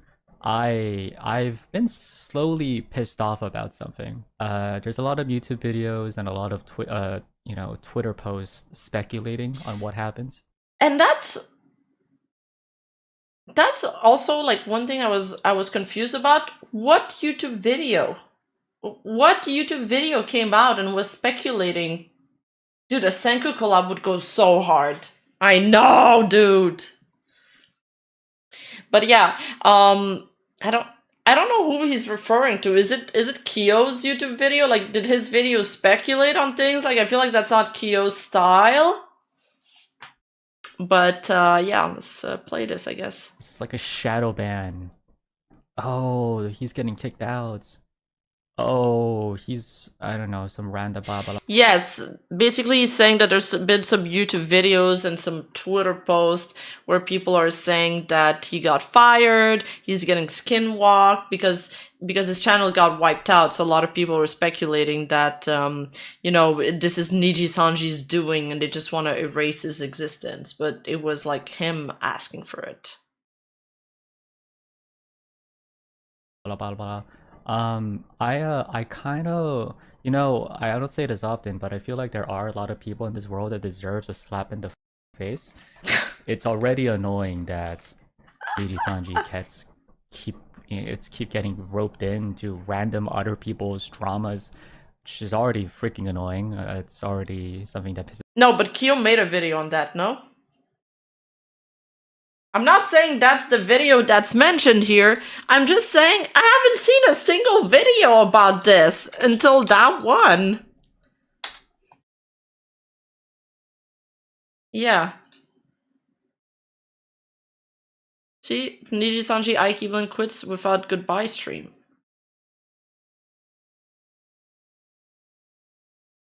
So I'm like, is he referring to that or was there something else? Pisses me off a lot. But then when people are starting to speculate about something that happened internally, I mean, what gives you the rights? Don't you understand that speculating hurts and is very dangerous? Listen, it's not like I don't understand that feeling of wanting to build off of clouds and other people's drama so that you could build clout. Like, I get it, you know, you guys are desperate as but holy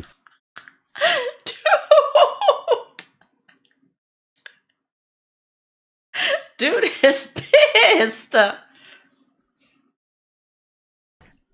bro. Numerous fans still attempting to understand exactly why Ike had left Nijisanji English, and for the best answers to Saying there, you can't help yourself building off others people clout. Let's play it again. But then when people are starting to speculate about something that happened internally, I mean, what gives you the rights? Don't you understand that speculating hurts? What gives you the right? A slap in the face because of speculations? I mean, there are some schizo rats that are like, they're not very, that do like empathy and that are going too far. But yeah, again, I like to see what he's looking at. I want to see what he's looking at. Maybe it's Twitter, but if it's Twitter, I mean, why do you care some random people say? I mean, yes, some stuff on Twitter can get triggering. I can understand that. The video, I don't know who he's talking about it. You know what I mean? Who is he referring to when he's talking about a YouTube video? Because literally no one had made a video by that point. And is very dangerous. Listen, it's not like I don't understand that feeling of wanting to build off of clouds and other people's drama so that you could build clout. Like, I get it, you know, you guys are desperate as but holy bro. numerous fans still attempting to understand exactly why Ike had left Nijisanji English. And for the best answers to that question, one needs to turn to someone from outside of the company currently, that being Vshojo. Yeah. People just speculate out of curiosity, not necessarily malice. And that sentence where he says like that it's annoying that Nijisanji keeps getting roped back in. Your company still hasn't given us an update about an alleged sexual assaulter. When we have an update on that, then maybe we can talk. Yeah, so that clip kind of irked me because of a few key points I feel like he's totally ignoring. This clip kind of irked me. If it's happening in a VTuber chat or something, fine, but what gives you the right to decide what people talk about in private forums? Exactly, you can't control the world around you.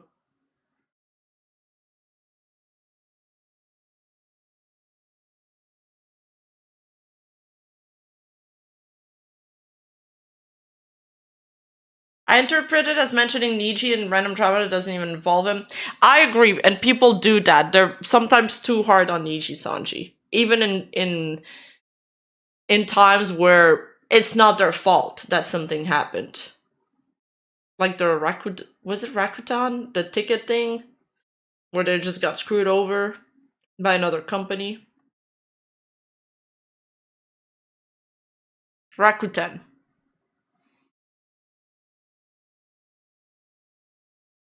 Kuro. Originally posted. Yeah, the Yap thing was another one, and people were harassing their livers, so that sucked. Oh yeah, and some people were harassing Kuro. I don't think that's in the video, but I did see a tweet. That just reminded me that I saw a tweet mentioning that Kuro's tweet, there was a Japanese article written on Ike's Evelyn graduation, and Kuro's tweet ended up in that article, so that's why there was a lot of Japanese fans that were mad at him.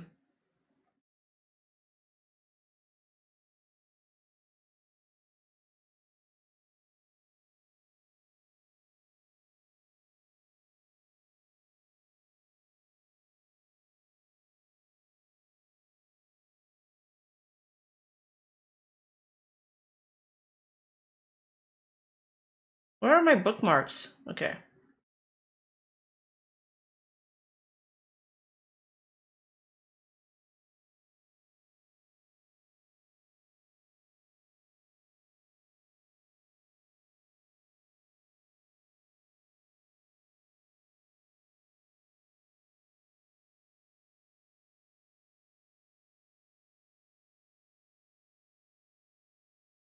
Alright, I can't find it, but I basically just paraphrased it anyway.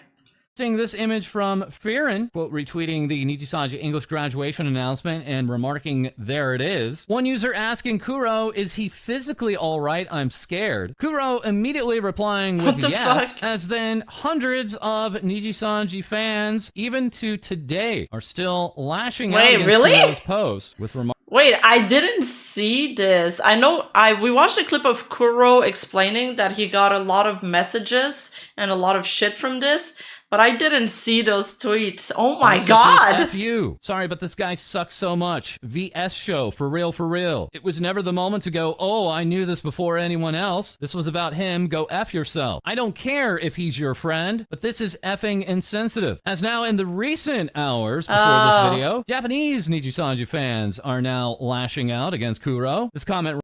I see. So they thought this was about Ike. I interpreted this tweet as that was Kuro's own state of mind.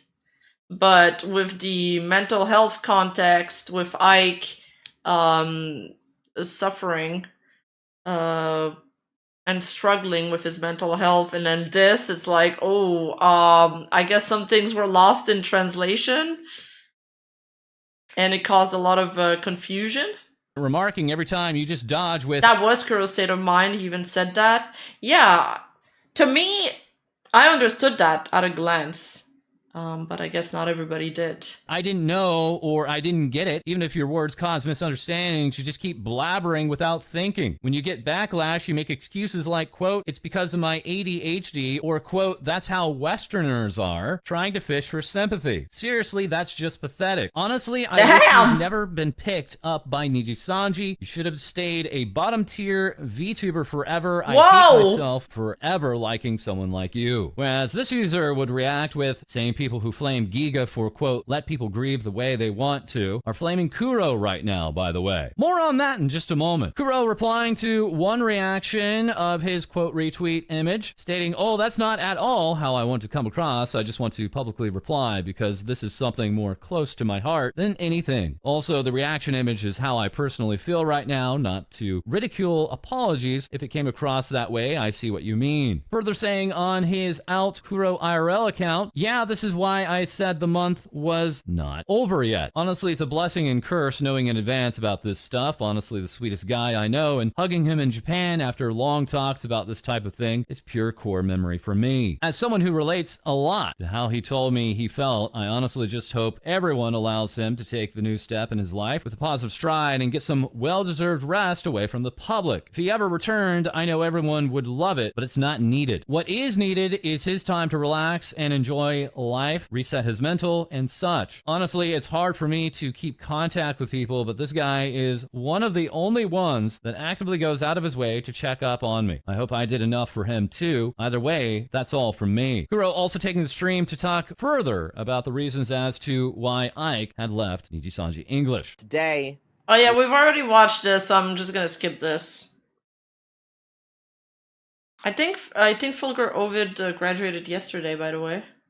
That's what I told him. And also giving a hug to Ike was Fulgur Ovid. This Nijisanji English Liver also announcing his graduation. That's set soon for this weekend on May 5th, 2025 JST. Character illustrator Lon providing this artwork upon the announcement. Fulgur on stream confirming that he had decided to leave the agency at the end of 2024, citing that his mental health had gone down when a project that he hired many skilled people for had fallen through. Speaking on Nijisanji, remarking, I do not really belong here, but more so making clear that it is about him more than them, remarking that a corporate setting such as that of Nijisanji was simply detrimental to his mental health, and that he as an individual does not feel that he belongs in a corporate setting where everything he does is representing a company's image. Nijisanji fans in the Interesting.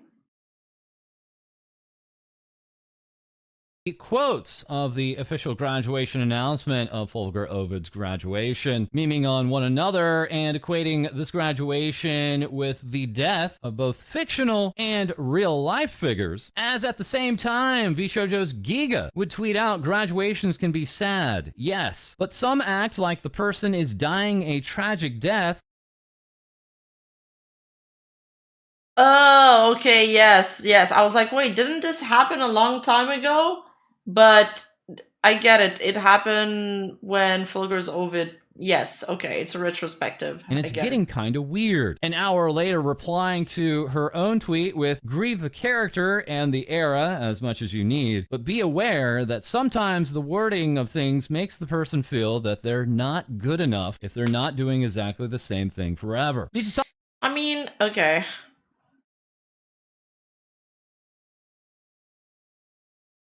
Like, I feel like people should have the chance to grieve and mourn the loss of a character and the loss of... I mean, I've said it before, like, for example, Gura leaving Hololive, what people liked about Gura is also seeing her interact with Myth. Now you know that that's never gonna happen again. You're not gonna see, like, an Ina Gura collab, or, you know, a Mori and Gura collab. That's what people miss. They like watching the interactions, like the group of friends together. And I don't think we should make people feel bad for feeling sad and mourning. I also kind of get what she's trying to get at, although I think like she worded it poorly, especially through everything that was happening. It kind of felt like you just walk it off, like somebody's having like mental health problems. It's like, dude, it's all in your head. But she also was trying to say it puts a lot of pressure on the creators to come back and to stick around for things that they don't necessarily want to. Kind of like what these people are doing with Gargura right now. Like this stuff. Like the petition for her to come back. Hey everyone, so Gura just left. I know it hurts for all of us and for her too, but this isn't the end. We still have about 3 months left to gather as many loving fans as possible to sign the petition. I'm talking to you now, Gura fans. This petition is on our way of asking the Hololive management to return the character rights to Gura so that if she wants, she can continue her journey outside of Hololive. This isn't about forcing her back, it's about leaving the door slightly open. The door she felt she had to close. And I know it might feel impossible, but if enough loving hearts come together, anything is possible. So if I have like a charitable interpretation of her tweet, maybe she meant it for people like that. Maybe.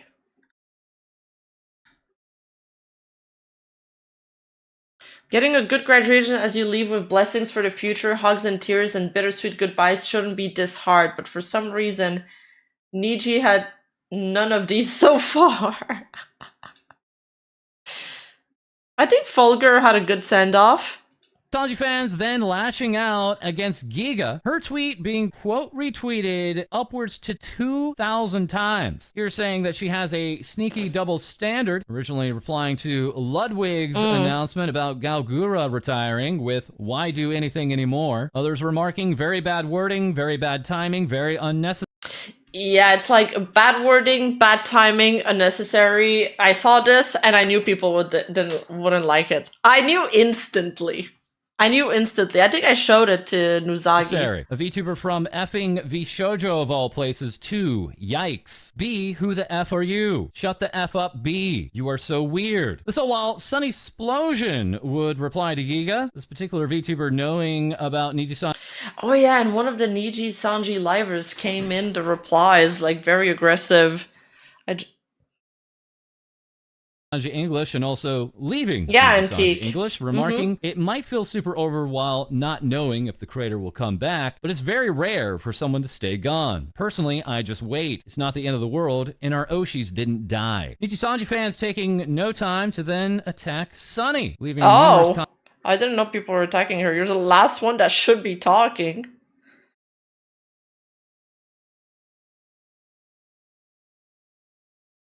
What do you mean she's the last? Why? She came back. She left and she came back. Shouldn't be the first one to talk about this? Comments like, you're the last one that should be talking. Two dumb bees telling each other. Yeah, she literally lived through that.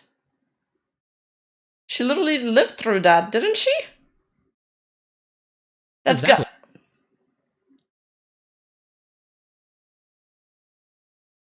And I made the right decision to drop this person when she left. No empathy, and it's showing. Damn. Weighing in on okay, this was nah, it's sisters QRTing this for sure.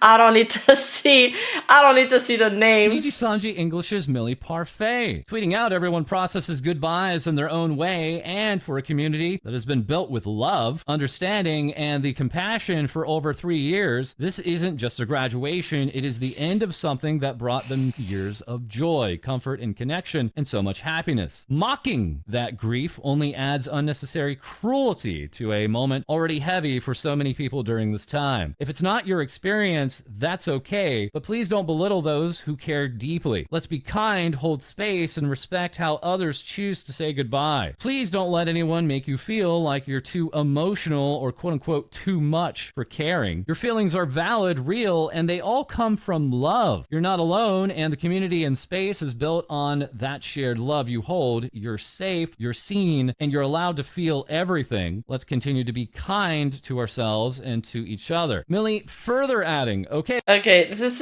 is too much from Millie, man. This is like a grand fucking show at this point. It's too much words.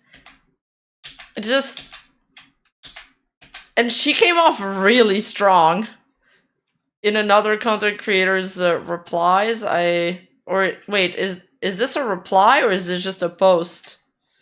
Please do not belittle those who care deeply. I think she's right. I mean, she's right, but I don't think she should have tweeted that.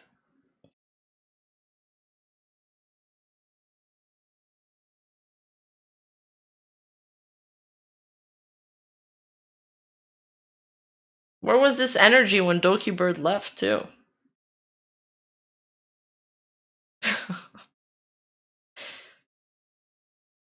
too emotional or quote unquote too much for caring. Your feelings are valid, real, and they all come from love. You're not alone, and the community and space is built on that shared love you hold. You're safe, you're seen, and you're allowed to feel everything. Let's continue to be kind to ourselves and to each other. Millie further adding, okay, before I leave, and sorry for the spam of tweets. After a long while, I'm inactive. I know a lot of us were hurt by what was said, and it's okay to speak up, but please don't turn that into hate or harassment. We can stand up for each other and still lead with kindness. Let's keep today about love, not more hurt. Thank you. Folger then replying to Millie with, when did the Witch of Calamity become so wise? Honestly, I couldn't agree more. Thank you for the kind words, Mildred. Later, Giga quote retweeting herself with, support your Oshis no matter what they're doing. And hours later, Folger Ovid also saying, it appears there's some negativity floating around right now, so please just try to be kind to one another. Sometimes I thought she was referring to the Gora tweet, to the Gora graduation announcement, not the Fulgur Ovid one.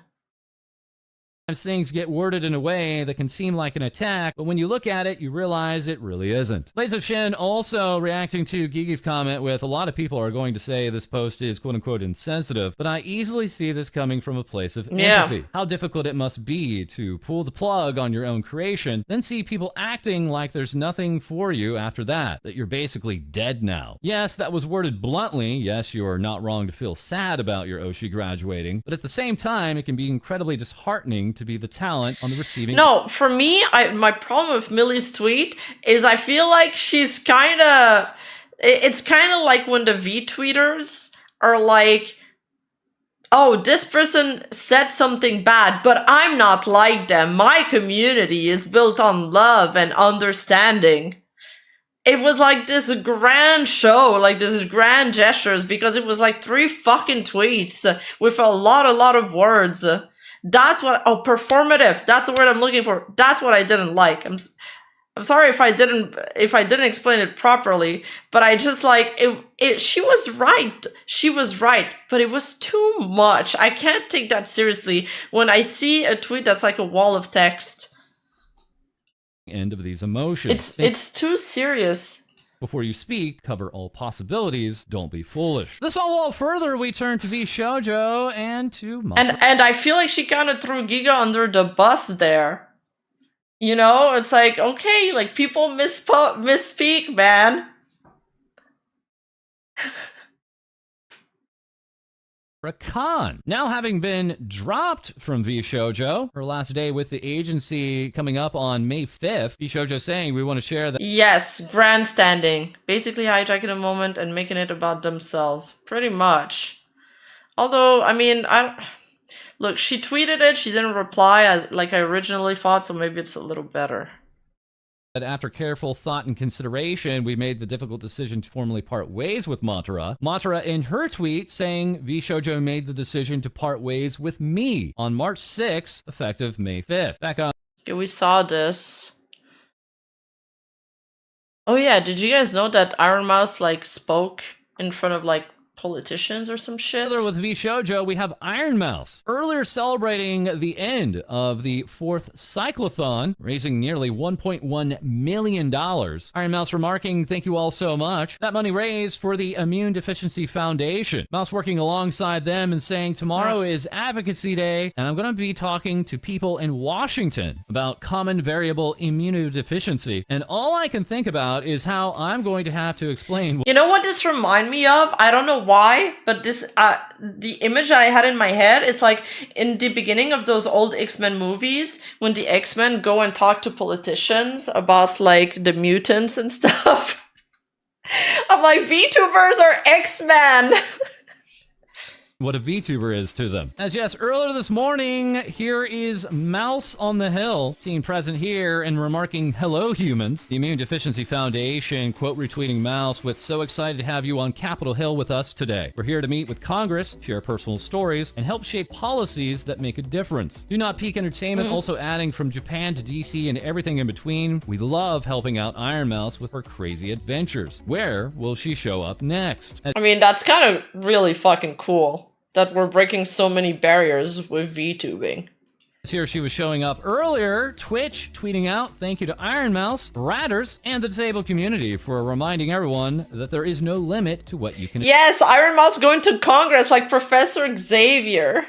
achieve. Hashtag legendary women. Mouse saying in response, I've always felt shackled by my disease, but I tried hard to find a way to live my life my way. I'm still a work in progress. I learned it's okay to dream and have goals. Life is hard. Living is hard. Please try not to give up and find a way to live your life your way and dream. That's still dreaming with W Iron Mouse. Vshojo is Michi Mochibi. Yesterday winning a Twitch Rivals tournament for Repo. Michi saying, why did no one tell me this was being broadcasted on the main page of Twitch? Bro, I would have tried to be more family friendly. Michi herself recently celebrating 1 year with Vshojo, kicking off that anniversary with a 3D anniversary concert. This all leading to an entire week of music releases from Michi, complete with an original song release alongside Kuro, alongside one cover, and then to the next with Crazy Ollie, and then to another cover, and then to another cover. As yes, also with Vshojo, we have Zentreya teasing with this bunny look, that being Zentreya's racer bunny look. Sheesh! Then also potentially working with Leosaurus Rex, tweeting out, I've been cooking on a toaster. This is we now turn to Hololive English, and yes, unfortunately, it has been the better part of a week, and Nanashi Mume's graduation stream is still not available, being blocked by SME, that being Sony Music Entertainment.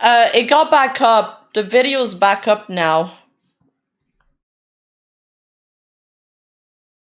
I think the Mume's graduation was the saddest one because it felt like she didn't want to, she had to. Out of all the graduations, I think that was the one that I think was the saddest one.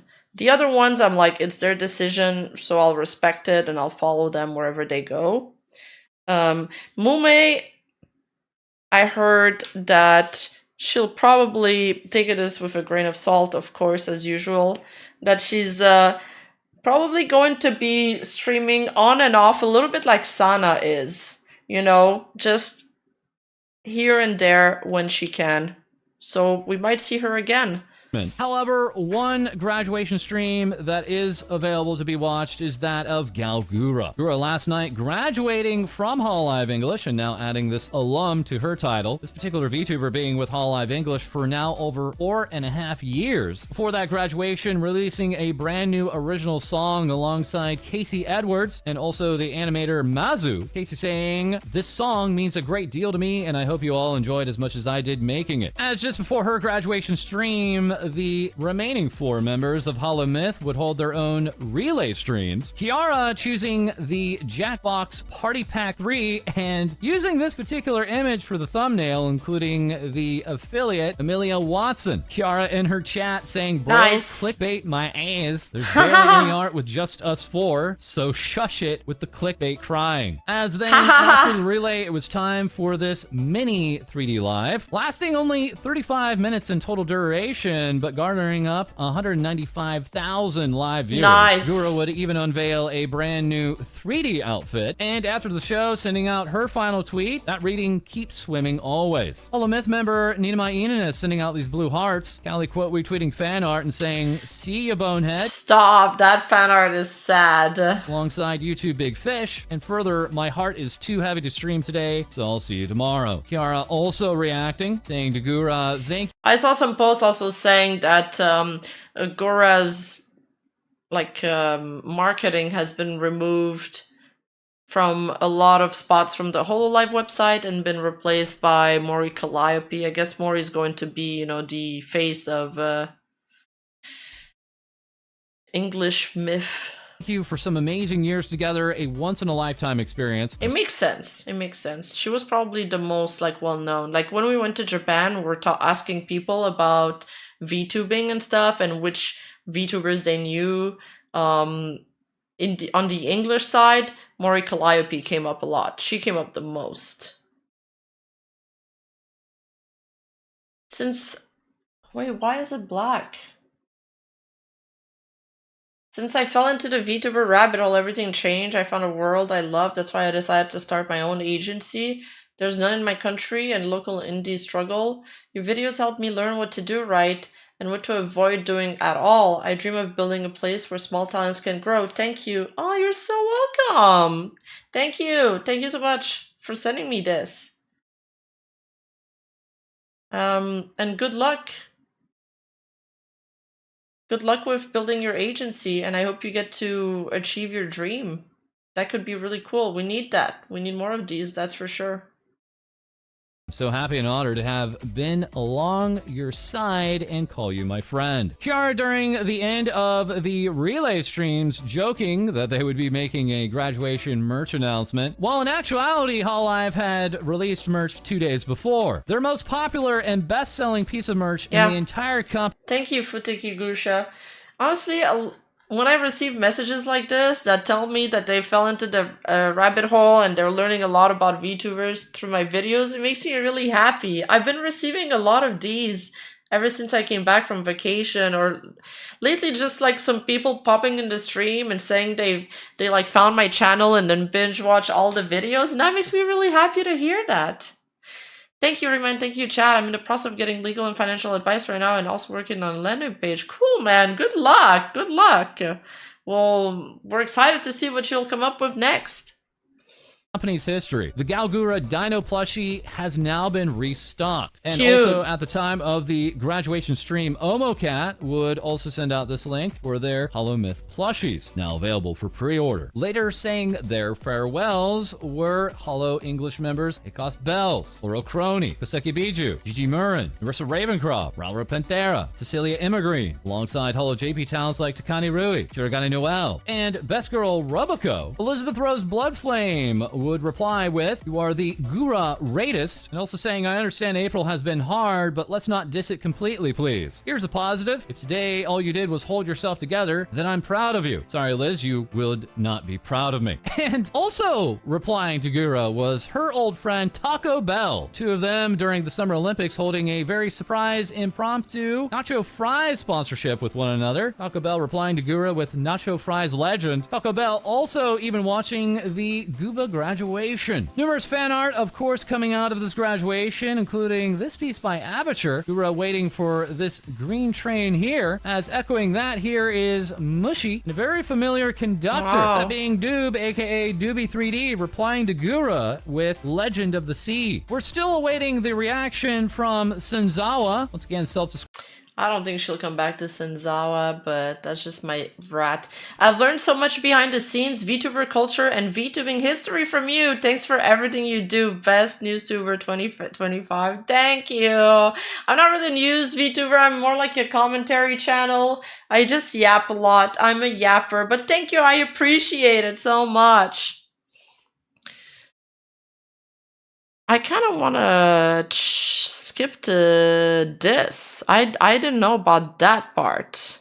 We have Kana Yanagi, formerly of the Pixel Link VTuber agency, who have ceased their operations as of the end of March. Kind of sharing the Pixel Link chapter of my VTuber journey is completely over. Saying Pixel Link is also officially closed now, which is bittersweet for a lot of reasons. Saying regarding Offkai 2024 merch, we didn't get to go there ourselves, but a lovely staff member at Pixel went and let us do some iPad roaming, which was super fun since it led us toward the convention locale a little. The same staff member also bought some merch on behalf of some of us Pixel girls. After this convention, this merch was shipped to Pixel upper management, and the plan was that this merch would then be shipped to us. We were also deducted the cost of this merch from our salaries from Pixel immediately. So we have all paid for it ourselves. Kind of giving us this update, none of us girls have gotten this Offkai merch sent to us from Pixel upper management. Me and several of the girls have for over half a year now followed this up continuously. Again and again, been met with promises that, quote, it will be sent only for nothing to happen. And now that Pixel Link is officially closed, we most likely will never see that merch at all. The merch that we paid for out of our own paychecks and never got refunded for, even though we didn't receive it. And even though I had followed this up with upper management for 9+ months, I was still hopeful it would actually be sent. But it wasn't, and I'm honestly pretty sad about it. Oh, next we do have Sunny Explosion again. This Space Bandit remarking I said I would reorder a YouTube play button when my Sunny Explosion Explosion channel hit 200,000 subscribers since I have the old play button but always wanted the new design. But it looks like I won't have to now. Thank you all so much for 100,000 subscribers on the new YouTube channel. It's been an honor thriving in my own way. Sunny also here with a debut announcement. The Witch Queen descends. Remarking I'm debuting my third outfit with multiple hairstyles, emotes, merch collabs, and an 8-hour streaming event. It's coming up on May 4th at 1 Release the play buttons.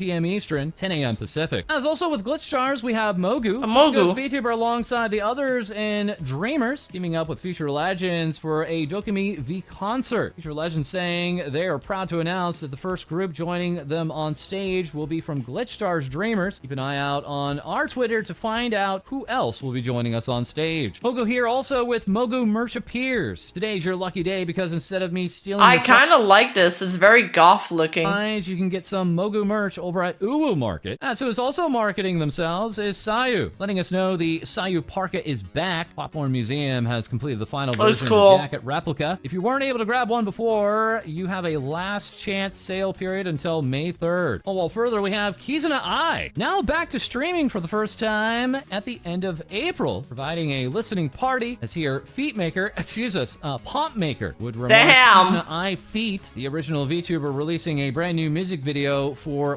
White Balance. As Thank you, Sonic Power. Music is former production Kawaii talent Nene Amano, releasing a brand new original song that entitled Don't Look Down, as who is also I'm trying to look into her eyes, that's for sure. Formerly with Production Kawaii was Lua Asuka, saying here, it's with a heavy heart that I share this with you today. I will be graduating on May 30th, 2025. When I debuted as part of Gen 2 under Production Kawaii in November 2021, I never imagined how deeply this journey would shape my life. Even when Kawaii announced its closure in November of 2024, I was grateful beyond words to be able to celebrate my 3rd anniversary and to continue my journey as an indie VTuber. My final graduation stream will be held on May 30th at 1 p.m. JST. Thank you for letting me dream, for walking beside me throughout this journey. Wherever life takes me next, I will always be your songbird from another universe. As we walk into the universe of Idol, soon joining Anime North, May 23rd to the 25th in Toronto, hosting panel discussions, gaming, and meet and greets. Numerous new songs coming out of Idol, including Trailblazer, a brand new original song from the Wildfire Gen. I can't remember if they ever got their monetization back. Other members in Idol teaming up for cover song releases, and also including Chevelle Tanya. All Brave Group US and Brave Group EU members now being fully remonetized on YouTube. Oh, they are. Cool, finally.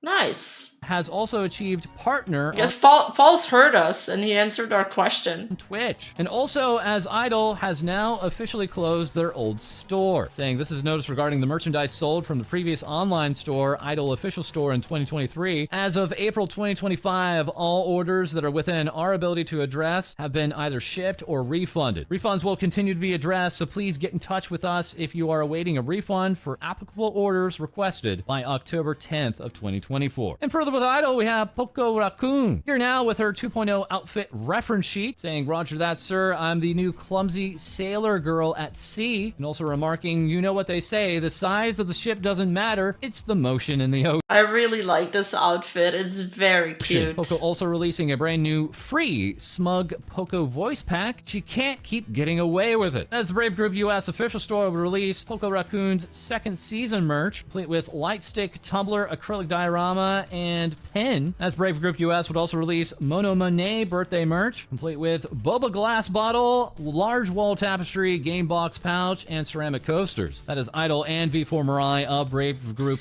Roka, man, I miss Roka. US are teaming up with Akaba Live, coming together with an exciting new event, introducing Brave Matsuri, a one-day concert featuring Brave Group US and LA Kaigai Idols. Tickets are on sale now. And with Brave Group Europe, we have Globy's Alicia, cow puppeteer, showing off this new outfit for the Polish cow. Wow, Alicia looks so good. Asking in the meantime, which is your favorite haircut? Alongside making an announcement, a brand new song is incoming for Alicia on May 9th. Dude, it's crazy. She can sing too, man. 9th, I 9 saw p.m. that. BST. And also now fully released by Globey is Reina's second original song, being entitled Ouroboros, Wow. and remarking metalheads assemble. And now, with loads more things VTubers say, is our co-host Lady. Thanks, False. Yatasha Nyanners debuts with a new look as the Pink Moon has reached its full power. That being their 3.0 design with the art by Murotada and rigging by Dana Hanya, as well as a new TTS with a 3D model of Chat done by Nim, and an upcoming computer case in collaboration with Ironside. Shark VTuber Megalodon debuts a bunnified look. That as they are no longer Megalodon, but are now Bunnylodon, with the full bunny outfit ref shown here, receiving a chibi statue in modded Minecraft from Yoshi. That as Megalodon posts I want a Minecraft statue too. an important Get to work. hiatus announcement. As a result, they will be taking some time off to get things figured out. Posting, I'm not Whoa. She went to the ER. sure how long I'll be away. Could be a week, a month, or more. I won't be canceling any collabs that don't require streaming. No, I didn't react to Nimi Nightmare 2.0 because I was in Japan, but she has a really good model. Unless absolutely necessary. Thank you so much for understanding. I love you, Sharkies. Your favorite star dragon, Vienna, debuts a Dragon's Harvest, with live 2D rigging coming in from Celia. Then, as Vienna makes a reminder that country girls make do. Thanking everyone so much for coming to their Farmer Vienna debut. Hoping you love the new model. Live 2D rigger and vocal synth, Celia, shares a new model, debuting a cute and chibi form that certainly knows how to dance. Cute. Artist streamer Momote begins a brand new chapter, as Momo would go out to thank everyone so much for coming to their not only debut, I mean, you guys know I love the two-colored hair and the white bangs. It's so super cute. I love her model. but also their beautiful. birthday, including this congratulations animation by Lily, posting I had a blast animating your new design. Sun Eater Vexoria reveals their 2.0 debut with huge I like how they're censoring these. announcements incoming, with their 2.0 model designed, drawn, and rigged by WFN Art, with many going out to agree that she's perfect. As Vexoria posts, I'm the master Ooh. of my own fate now. This whole world will be at my mercy. As they not only debuted a new model, but also a lore OVA Wow. done by Chuckle Mouse Studio, accompanied with a new theme song done by Louis Vask, alongside the debut of a little Cleo, with model art done by Vixie Loon and Cute. rigging by KH626. And Oh my celebrating God. with all of her sacrifices, the Sun The animation looked really good. Eater Goddess celebrates reaching over 100,000 subs on YouTube, posting it's been amazing 3 years so far, here's to many more and lots of fun. Voice actress Cottontail VA announces their chibi model debut, with the model illustrated by Zala Cutie, alongside the announcement of a new cover, Animal I Have Oh my Become. god, she's a furry! That as Cotton becomes the subject of Spelly's animation challenge, as the animation apparently went so hard that Spelly's Twitch account had been suspended, working on the animation live on stream. Fluffy Oh, Crystal no. Dragon VTuber Eden debuts their little gremlin, with the illustration of their chibi form done by Nachi, with the model rigging done by Alexion. As Eden goes out to ask, would you flush her? As she also celebrates having Yes. No, I'm joking. That's just like the obvious thing to answer. It's like when girls are like, would you have me or the pizza? And everybody responds the pizza. sold 115 figures. Posting, I don't even know where to begin. Your support on this project has been insane. It means the world. Rat Queen Alicia announces that your Rat Queen is I here, saw showing their that. reference That's sheet, nice. showcasing not only a live 2D form, but also their 3D model done by Mari. Water Demon VTuber Hydra debuts their live 2D form, with the model rigging done by Natsu and model Nice. art by Kohenen. As this model not only has lots of Wow. outfits, but make sure to stay hydrated. Professional Pain in the Butt, Sabi, debuts a new outfit with the 3D model and their many variant outfits coming from Rika. As Rika goes out to ask, hope everyone enjoyed seeing the clothes and hair options. Which one do you like the most? As Damn, we need to do a 3D stream at one point. I have a 3D model that this artist made for me, but I gotta figure out a setup. Because I had to post, thank you so much for coming to my debut. Being gone for so long reminded Wow. me how much I truly love streaming and how much I missed you all. Siren celebrates having reached over raising $12,000 for the American Heart Association That's charity. huge! With their streams including 3 days of anime one-shots, 6 amazing dungeon masters, and 24 wonderful content creators. Though that's not all, as Siren is announced to be a guest at Vexpo. Best Girl Guardian Dragon Sun reveals their 3D model on their debut anniversary, with their 3D model coming in from Azor, while also launching some Wiggle enamel pin merch in collaboration with Aurelia Graphics. Grubby Bad Girl Echo Mori celebrates reaching Twitch partner, as this bad girl shares with you the most normal RP ASMR you've ever heard. That's all for me, and now back to you, False. Thank you so much, lady. As that'll be all for this episode. As always, feel free to like, comment, and subscribe below. Wait, what is this? Dream is now a VTuber! Oh yeah, and Dream is now a VTuber. Oh god. Somebody in the Discord listed all of the things that happened while Rima was gone, and it was actually insane! Okay, there's one more topic I wanted us to look at. This clip of a VTuber that got... Does this make sense? So what happened? Squishan got scammed.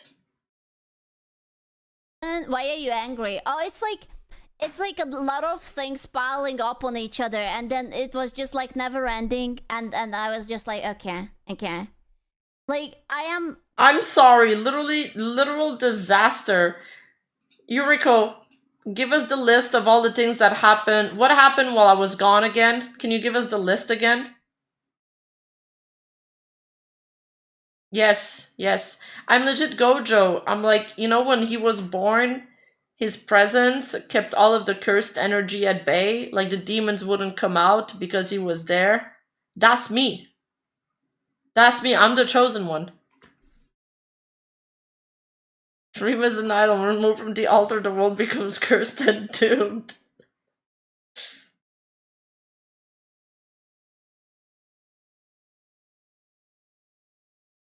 I won't let you post it because I could click on it. Oh, it's too long.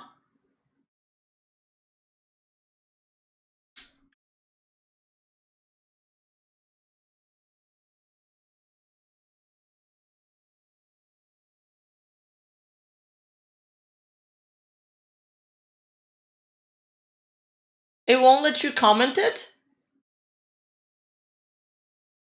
Okay, so it's Gura's graduation announcement, Fulgur's graduation announcement, Ami and Kiara 3D concert, Chloe and Chi on stream graduation, Ini's cancellation, Kershi plus Gamer sub off Kai, Vice article part 2, Gunpai comeback, Cinder 7 doc cancellation plus apology, Nimi got an actual model, Chloe's indeed youthful model, Blaze bug fight Nemo, PayPal keylog Twitch, Giga cancellation for same people, graduation is like someone dying in a funeral, Needy VTuber part 2 with person cancelling her just doing the same thing, 4chan hacked, Elf and Syod sexting or moaning VC with fans and moving on to a new one when she's bored, and Ike Evelyn graduation.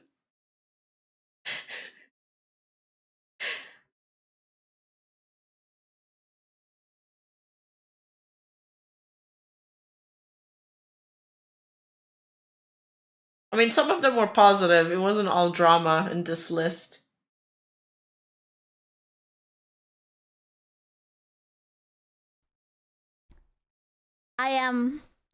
I'm just very tired of people letting me down. Let's just say it like that. I'm tired of people letting me down. I'm tired of people treating me as a second-class citizen.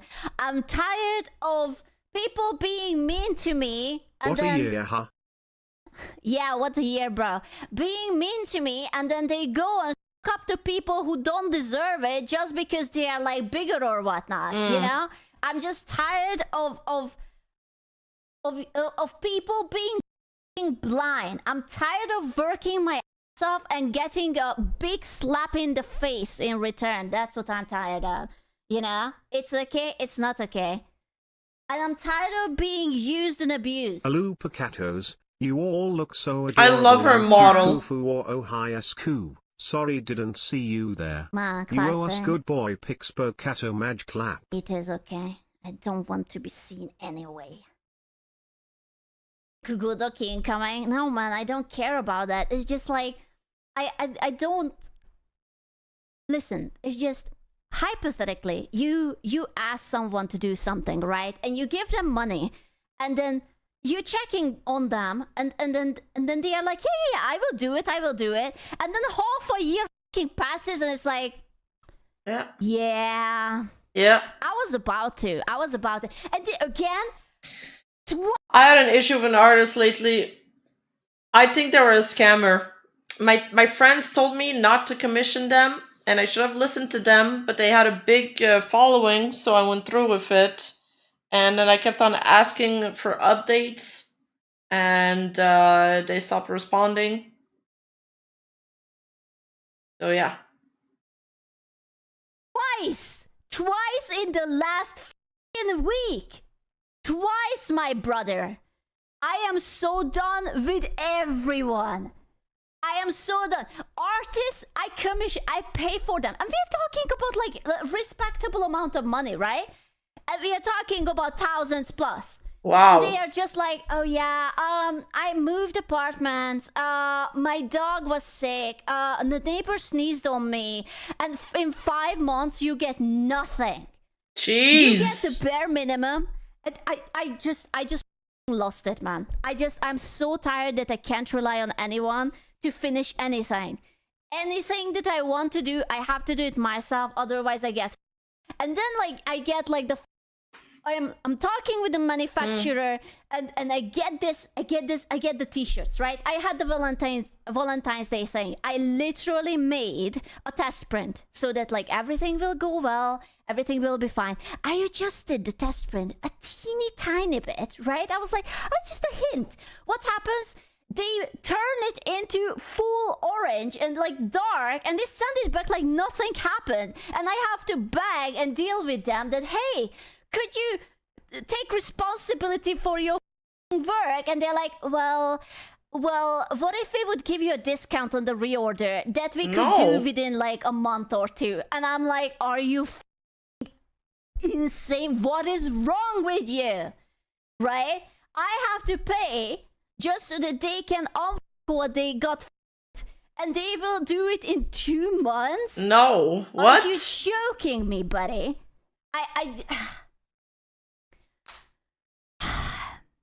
Yeah. Let it out. Oh, yeah. And then, like, another company comes back with something that we have been working on. I'm like, hey, there is a big mistake on what you're working, right? And I point out with big red circle, this is the mistake. Please fix it. They come back to me, not fixed. Here is it. Is it good now? I waited 3 months for them to fix it, only for them to not fix it. What? Why? Hey, Dark Bull, it's like I'm surrounded with okay. I don't know if it's like everyone is this unprofessional or what is up with that. Like I don't get it. Time to put some cactus up a butthole, Matt. I literally...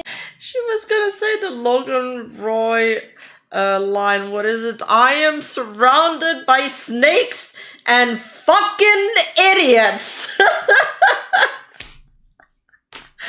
I can't wrap my head around it. It's like every single person, aside from 1 or 2, is so incompetent. And like, I'm going to say something. And I'm 100% saying this out of anger, okay? So don't at me, don't cancel me. But I have no pity for artists getting erasures by AI art, okay? Fix your fucking attitude when it comes to work. You cannot take the money and then not provide the fucking result and then bitch about it that people go and go to a fucking whatever AI generator program is, okay? Like, you cannot just be like, oh my god, I have such a burnout and I cannot provide, but I will also not say a single word for half a year. And also, the problem is really the lack of communication. You gotta be communicative, or people will just think that she ghosted them with their money. I don't want to give you refund because I already did like a half an hour on it, so you cannot get it back. And I have to go to PayPal and start a dispute, and I will have to wait a month for it to nice settle to it. see you back. Hey, Dilligard. I got a Wait, Screws, is it Squee-chan or Screw-chan? She's an artist too, so you know this gotta be serious for her to say that? Oh my god, no way. Say, I don't want your fucking bridge, man. I want competent people. Like, if you can't finish something, there is not a problem, man. You just have to communicate it. You don't... Okay, you know what? There's one thing. So, I will not name names, okay? Because I don't want to call out anyone. I am not going to name names. But I will tell you a little bit about it, okay? I wanted to commission backgrounds. I wanted to commission some nice backgrounds with some personalized touches to have like different rooms, you know, with references to our community, to our friends and whatnot. I wanted to do that. I got back. I commissioned it in last December. The deadline was March 19 or something, right? Okay, keep this in mind. We extended the deadline to April 20 something, which also passed, right? So it's like double deadline passage. I commissioned 5 rooms that should have been animated. Out of this, do you know how much is finished? 0. Wow. Absolutely 0. There's not a single one is finished. What? There is 2 working progress pictures that is like this bare bone, empty. There is nothing on it. And I just realized something yesterday or the day before yesterday, and I got so fucking angry. I just have no idea. No, stop trying to cancel people. This is not... I don't care what they do, okay? They can dig a hole and sleep in it. All I care. I know AI. No, it's not that. I noticed that I gave references for everything, right? And I gave a reference for L, and I was like, that's so strange that L doesn't look like how I gave the reference, but it looks like how he looked like when I first debuted. And I started to look into it.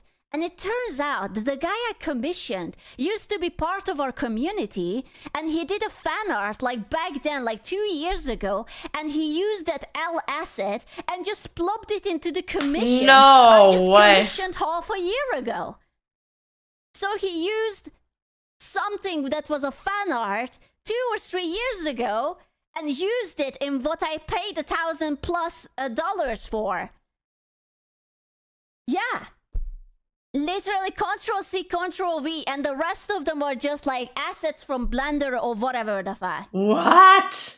And when I saw it, like something just snapped in my mind, and I was filled with such a rage. Yeah, that's just disrespect for people's time and money. You know, when you're a content creator and you're really busy and you have to repeat yourself all the time, you have to give directions. That does suck a lot of the time in your day. Like, I've been waking up at 6 a.m. every single day, and it's only at noon. I start working right away, and it's only at noon that I'm done replying to people and giving them directions and corrections and revisions, and that I can finally start working on my content. So 6 hours later. And the thing that pisses me off the most is when I have to keep repeating myself and giving the same feedback over and over again because people don't fucking listen. Fucking anger that I can't believe it. Like, hear me out. I am the most patient commissioner. Like, I have people who are still working, and the deadline has been like half a year ago. I don't fucking care. As long as you communicate. Always using escrow for commission would avoid this problem entirely. I would protect both the commissioner and the artist from being scammed. I don't know what escrow is, but you can always, like, there's a 3-month window on PayPal, and if you don't receive your item or your service, then you can charge it back. You do have like some kind of customer protection. The problem is once you're past that window, in her case, it probably is past the 90-day window because she said it's been months, then you don't get that protection anymore.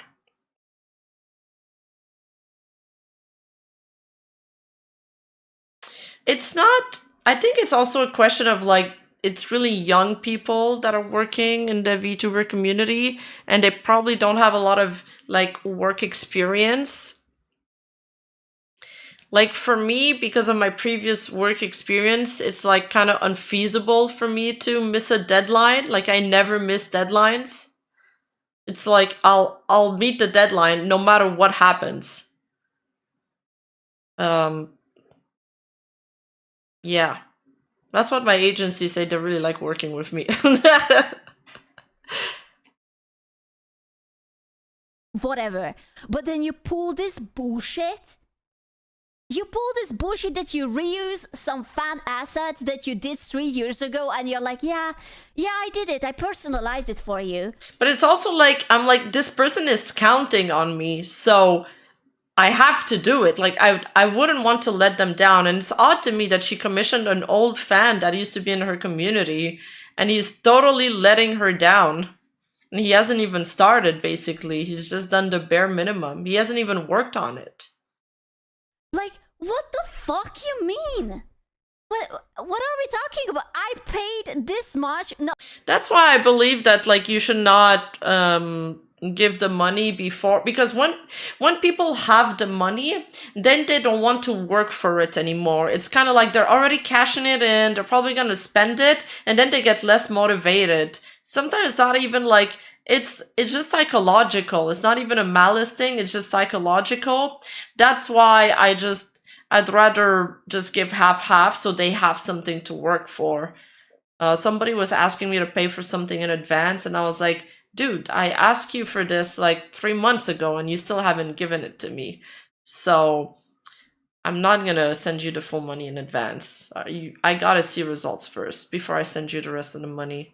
Unfortunately, with that last artwork that I commissioned, they were like, but it's part of my TOS, so you need to send me the whole thing in advance. I was like, okay, fine, sure. And that ended up being a scammer, I'm pretty sure. Which is why they're completely ghosting me now. It was a small amount, thankfully. I could look into PayPal to see if I can charge it back. Probably will. Oh shit! Welcome to the Giga Chats! Thank you! Thank you so much for taking Go Chat! Thank you! Companies like that are simply badly managed. They probably used her money to do someone else's commission, and then they're gonna delay until they get someone else's money to do hers? Why? Because they're not the ones doing the commission themselves? They're hiring artists? Dude, the Giga Chat sub is insane. Thank you. Rico, escrow is basically having a third party hold the funds until the transaction is completed. It's common in real estate. No failing to pay or flacking. Oh, that's good. So what is escrow? Is it like a marketplace like Etsy? Or is it or like DeviantArt, or is it just a payment processing service? For variety of reason to pay off things mostly? Oh. All of these companies that offer art services are extremely overpriced, by the way. Every time I like reach out for a quote or I get like messaged by one of them, it's like so insanely overpriced. I'm like, I'm not interested, sorry. No, oh my god, it's just my blood pressure can't even. Oh, it's a type of banking service usually used for large transactions. Oh, interesting. Handle it. Bye, Alexan. No idea. Bye. And it's so amateurish and it's so bad. And it's like he keeps promising things that you will get revisions. You will get this asset. I will make you this for free. I will finish it. The second deadline fucking passed. And there is not a singular word about it. Jeez. There is no animation, there is no personal touches, there is nothing. You know what there is? Minus $1,000 in my bank account for literally nothing. That's what it is. Wow. And I'm so tired of getting robbed by artists. That, oh, you can't finish it. Bro, if you can't finish it... Give her back the money. Is this the same? I don't know. I'd be ashamed. I'd be like, you can just, I'm sorry, I'm not feeling good. I don't think I can finish this. I'll give you back the money. I think so. 1,000. It was 1,100 something, right? Sounds like a fraud. I love her accent. Like, okay, there was a second incident. I'm gonna be honest with you. I don't hate on that person because he's a very cool guy, but Jesus fucking Christ. Like, that person was like, yeah, listen, Skill. I sit on it for 5 months. I don't think I can finish it within the next 2 months. Just you know, get the money back via the website or something. I'm like, okay, can you like initiate the refund? And he's like, I don't have enough money in my bank account, so just like dispute me back. And I'm like, what?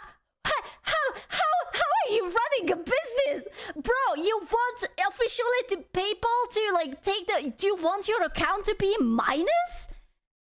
Like, you're okay with that? Like, I was like, not even, I was like, yeah, sure, whatever, dude. Like, I am not angry at that guy because he's cool, but like, why? What the? Oh man, it just, you know. At least he was honest. Yeah, it's like my standards are so fucking low that is basically underground. I am digging towards fucking China at this point. Okay, the joy of VTuber. I am so fucking done. Okay, I am just fucking. It's either that you commission someone who is big and good and responsible, and it will cost you an arm and a leg plus 2 years in the wait list, or you give a chance to some smaller creators and they will just fucking scam you. Like, what am I supposed to do? Artists managing money and time is... I don't know. I think working with foreign artists has worked out really well for me. They have really good work ethics. Such a joke, it's not even funny anymore. Bro, I am literally learning that if I want to get anything done, I have to constantly do it. And it's like, I was just finishing like the last month, the fucking gamer subs cards thingies, and my hand hurt for 2 weeks because I was grinding 3 pictures next to the already 4 pictures next to full-time streaming and managing everything else, right? And my hand was fucking falling off. And I'm like, I just can't. And how nice it would have been to ask someone to do it. How nice it would have been to pay them for to do it. But I already know. If I would have asked someone, they wouldn't have delivered and I would have been dropped out of the project because a company will never fucking care why the thing is not finished, right? They're just going to be like, oh yeah, it's not finished. Sorry, we have to drop you from the project. Yeah, like... Wow. I can't. I was just so, I am so angry. Poor Scooch-chan, man. I literally got like, I was so angry. I'm sorry. I am just so angry with everything. Scooch-a-pat. You have the worst commission delays. You have no idea. Rageous coup. Rage and burn it all down. Based Space Cat Rage. Bro, I just, you know, I just want to have my fucking debut. I just want to have my new model and I wanted to have my assets for it. I have been planning this for more than a year and it's still not fucking done. There is nothing that done. Everyone is noping out and everyone leaves me in the shit. And I am just so tired of it. You love my model? The new one is so cute. Okay, it's like, it's so close to getting great. It's so close. But it's crazy that I have to start preparing a year and a half in advance, hoping that people may finish their job. Jeez! Like, this is not normal. You're spending a lot of money. If it would be like $50, like, yeah, sure, whatever, right? It's... But we're spending thousands! And you're a famous female. Imagine being a male nobody. It's pain to even find someone that would do your com in the first place and then they don't care about you because you're nobody or the base price is my mortgage. Smile.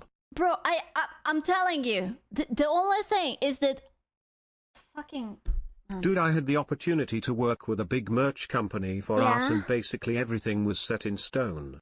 Then my divorce happened and I told them I won't be able to do it. Like, you gotta know when you can't fulfill what's asked. That's normal and fair thinking. Yeah, but what you don't understand is that these people don't communicate. It's just the deadline comes and goes, and then they just leave you hanging. Yeah. Right? Like, I need you to understand that I already lost $1,000 on an artist who just decided to run away with my money, right? What? So, call me paranoid, but now I'm so keenly aware of how long can I get my money back within PayPal dispute, and that's 180 days, man. Yeah. 2 years and I never missed the deadline to resub a Scoo base. Aw, thank you, Coca. I get you, fuck that dude, by the way. Dude, fuck everyone. You know? What the hell? I get that there is a big... No. You misunderstand, okay? Here is my biggest thing.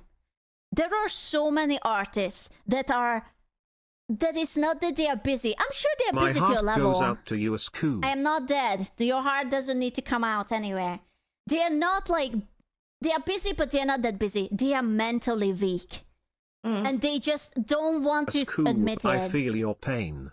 Yeah. I've been commissioning art non-stop for the past 5 years and your struggles are very real. My personal struggle is when I want the artist to draw a certain VTuber and their enthusiasm is very low because they would rather draw someone more famous, and I'm just like, bro, then why did you accept and give me a subpar product? Oh my god, dude, you have no idea. It's like when I had the exact same thing.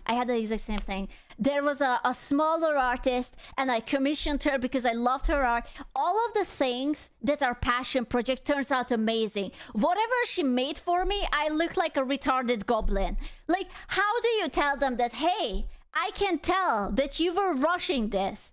Because look at the quality difference between this and that. That would suck. What do you mean more famous VTuber? It's like, imagine that you want to commission someone and they just want to draw, like, I don't know, they want to just draw Lily because Lily is a big VTuber and there will be a lot of eyes on it. Like, I get it, dude. I really do. But, like, this is your job. Yeah. It's not like you're doing it because I'm cute. I'm paying you, bitch. You should be... I'm not saying that you should put your heart and soul in it because, like, whatever, it's a work. You don't have to go above and beyond, but you cannot perform under quality just because you like something else better. Money Talks clearly does not. And then if you complain to them, then they are just like, oh, a big person is bullying me. So like, you have to, like, swallow. Yeah. Or they will just don't know you, right? Like, that's not much better either. Hey, Vub. Oh, More man. Money Talks? Bro, my fist needs to talk to them, okay? That's what needs to talk to them. I'm just so angry. Like, you have to understand that this is my livelihood. Throwback to that one artist I commed on Skeb, that would only draw Hololive for the 2 months of wait and deliver on the exact last day, and the command was rushed. Oh, dude, I hate that. That happened to me way too many times too. It's like when they keep making fan arts, and like, who are you to say that they are not allowed to do fan arts, right? But then the fan arts look amazing, and you get like a very fucking rushed commission, and you see like all the bits and pieces hanging out, and it's just uninspired, and it looks ass. Jesus Christ! I don't know. I feel like if it takes a long time to do a fan art. But, like, the price should be calculated for that. The price it takes that into account. And if you're not delivering on time, it's because they probably just didn't work when they didn't feel good. But the thing with work, and, you know, I feel like I learned that really early on in my life. Like, I feel like when I was, like, 17, this is a lesson I learned when I was working. And work is work. When you start working, you leave all your problems at the door. Whatever, like, Rima's dealing with at home and shit like that, that's not for my fucking boss or the company I'm working with to have to deal with. Oh, I'm not feeling too good today. Bro, they don't fucking care. They're running a business. And that's something I've been dealing with freelancers that I work with a lot, and they're like, you know, I'm going through this episode and this depression. It's like, okay, yes, I feel empathy for you, and you know, the first few times I'll be understanding, but when it happens repeatedly and it starts affecting my work and my livelihood, just like it is for her, for Scooey-chan, then it's like, well, I can't rely on you. That just means I can't rely on you. So I cannot work with you. We cannot have a business relationship. And I don't know how you can have a business relationship with anybody else. I also would like not to work when I'm feeling a little bit sad or down or I have a headache. But I have to work every day, even when I don't feel like it. It's like going to the gym. It's about mental fortitude and discipline. Man, I'm just so tired. I'm so tired. And listen. Yeah, it's called having a job. People do things they don't want to do when they have a job all the time. When people have to address their boss by sir, they have to wear a tie at work and wear dress pants and a blazer. They gotta wake up. Some people gotta wake up at 5 a.m. and commute 2 hours.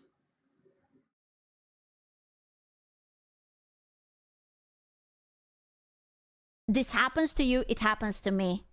And that's why I'm not saying that I'm a big person and people should fear me, because I am not a big person and you don't have to fear me. But like, you should respect me. Just to like a certain level, right? You should just respect me enough not to give me this bag of fucking steaming bag of shite that you call your artwork, okay? She's wrong, fear her. No, they don't have to fear me. I don't ever cancel anyone. I don't give a fuck. I am peace, okay? I come in peace, I leave in peace. I'm just very angry. I really liked her. I loved her accent. It was so fucking cute. Write and sign contracts. People say that like it's so fucking easy. Like, if the artist is not in the same country you live in, how are you gonna enforce the contract? Sure, it can scare them a little bit more and make them feel like they have to abide by it. But if they're smart, you can't really sue them cross-country. And also, who's gonna fucking agree to a contract where it's like, oh, they're gonna, you have to pay me back for each day you're late.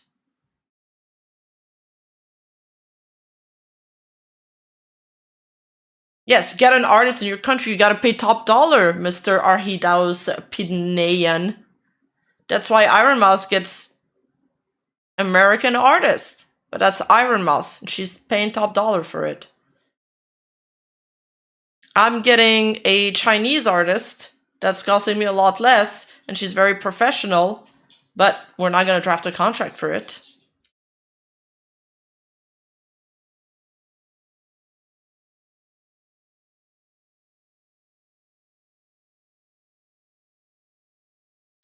Then give them a phone call and must start with these words. I have a particular set of skills. Is that from a movie or something?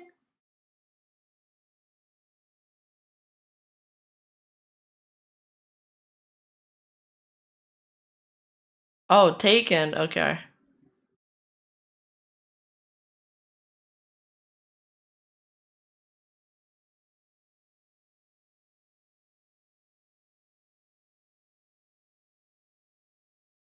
Valid crash out. I guess, I mean, that's why some people just work with the same handful of artists. It's scary to go to another one. I've had some pretty good experiences so far, even from smaller artists though. And like, I don't pay a lot for my comms, like my fan arts and stuff. I've never paid, like, okay, my key art was really expensive, but I've never paid more than like $300 or $350. That was like, I think I purchased one art that was like $300 or $350, and that was it.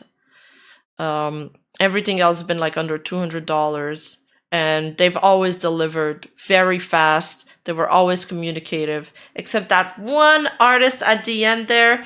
But you know what? All the warning signs were there. I just didn't listen to it. So that one's kind of on me. That last one was on me. Yeah, Canadian. 350 Canadian. I think, I don't know. It was in yen. It's all foreign artists.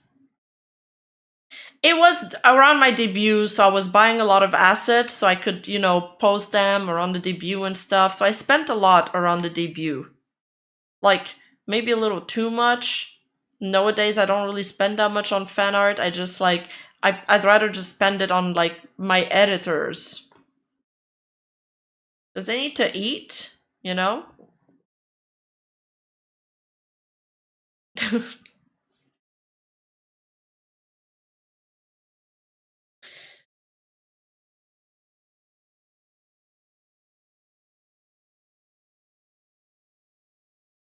They eat, yeah, they eat. Talking about my editor, he is asking me some questions about some fixes for the video, so I probably should go. But that was a fun stream. I want to do the figurine building stream. I just received the mount for my camera today, so I'm gonna have to test it out a little bit.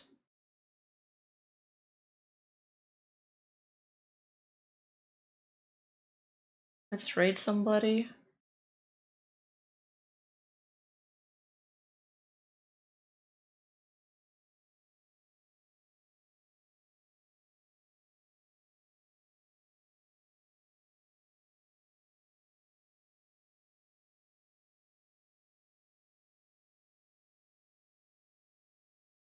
Let's raid Kai. I love Kai. Alright, thanks for hanging out, everybody. I love y'all. Take care. Bye-bye.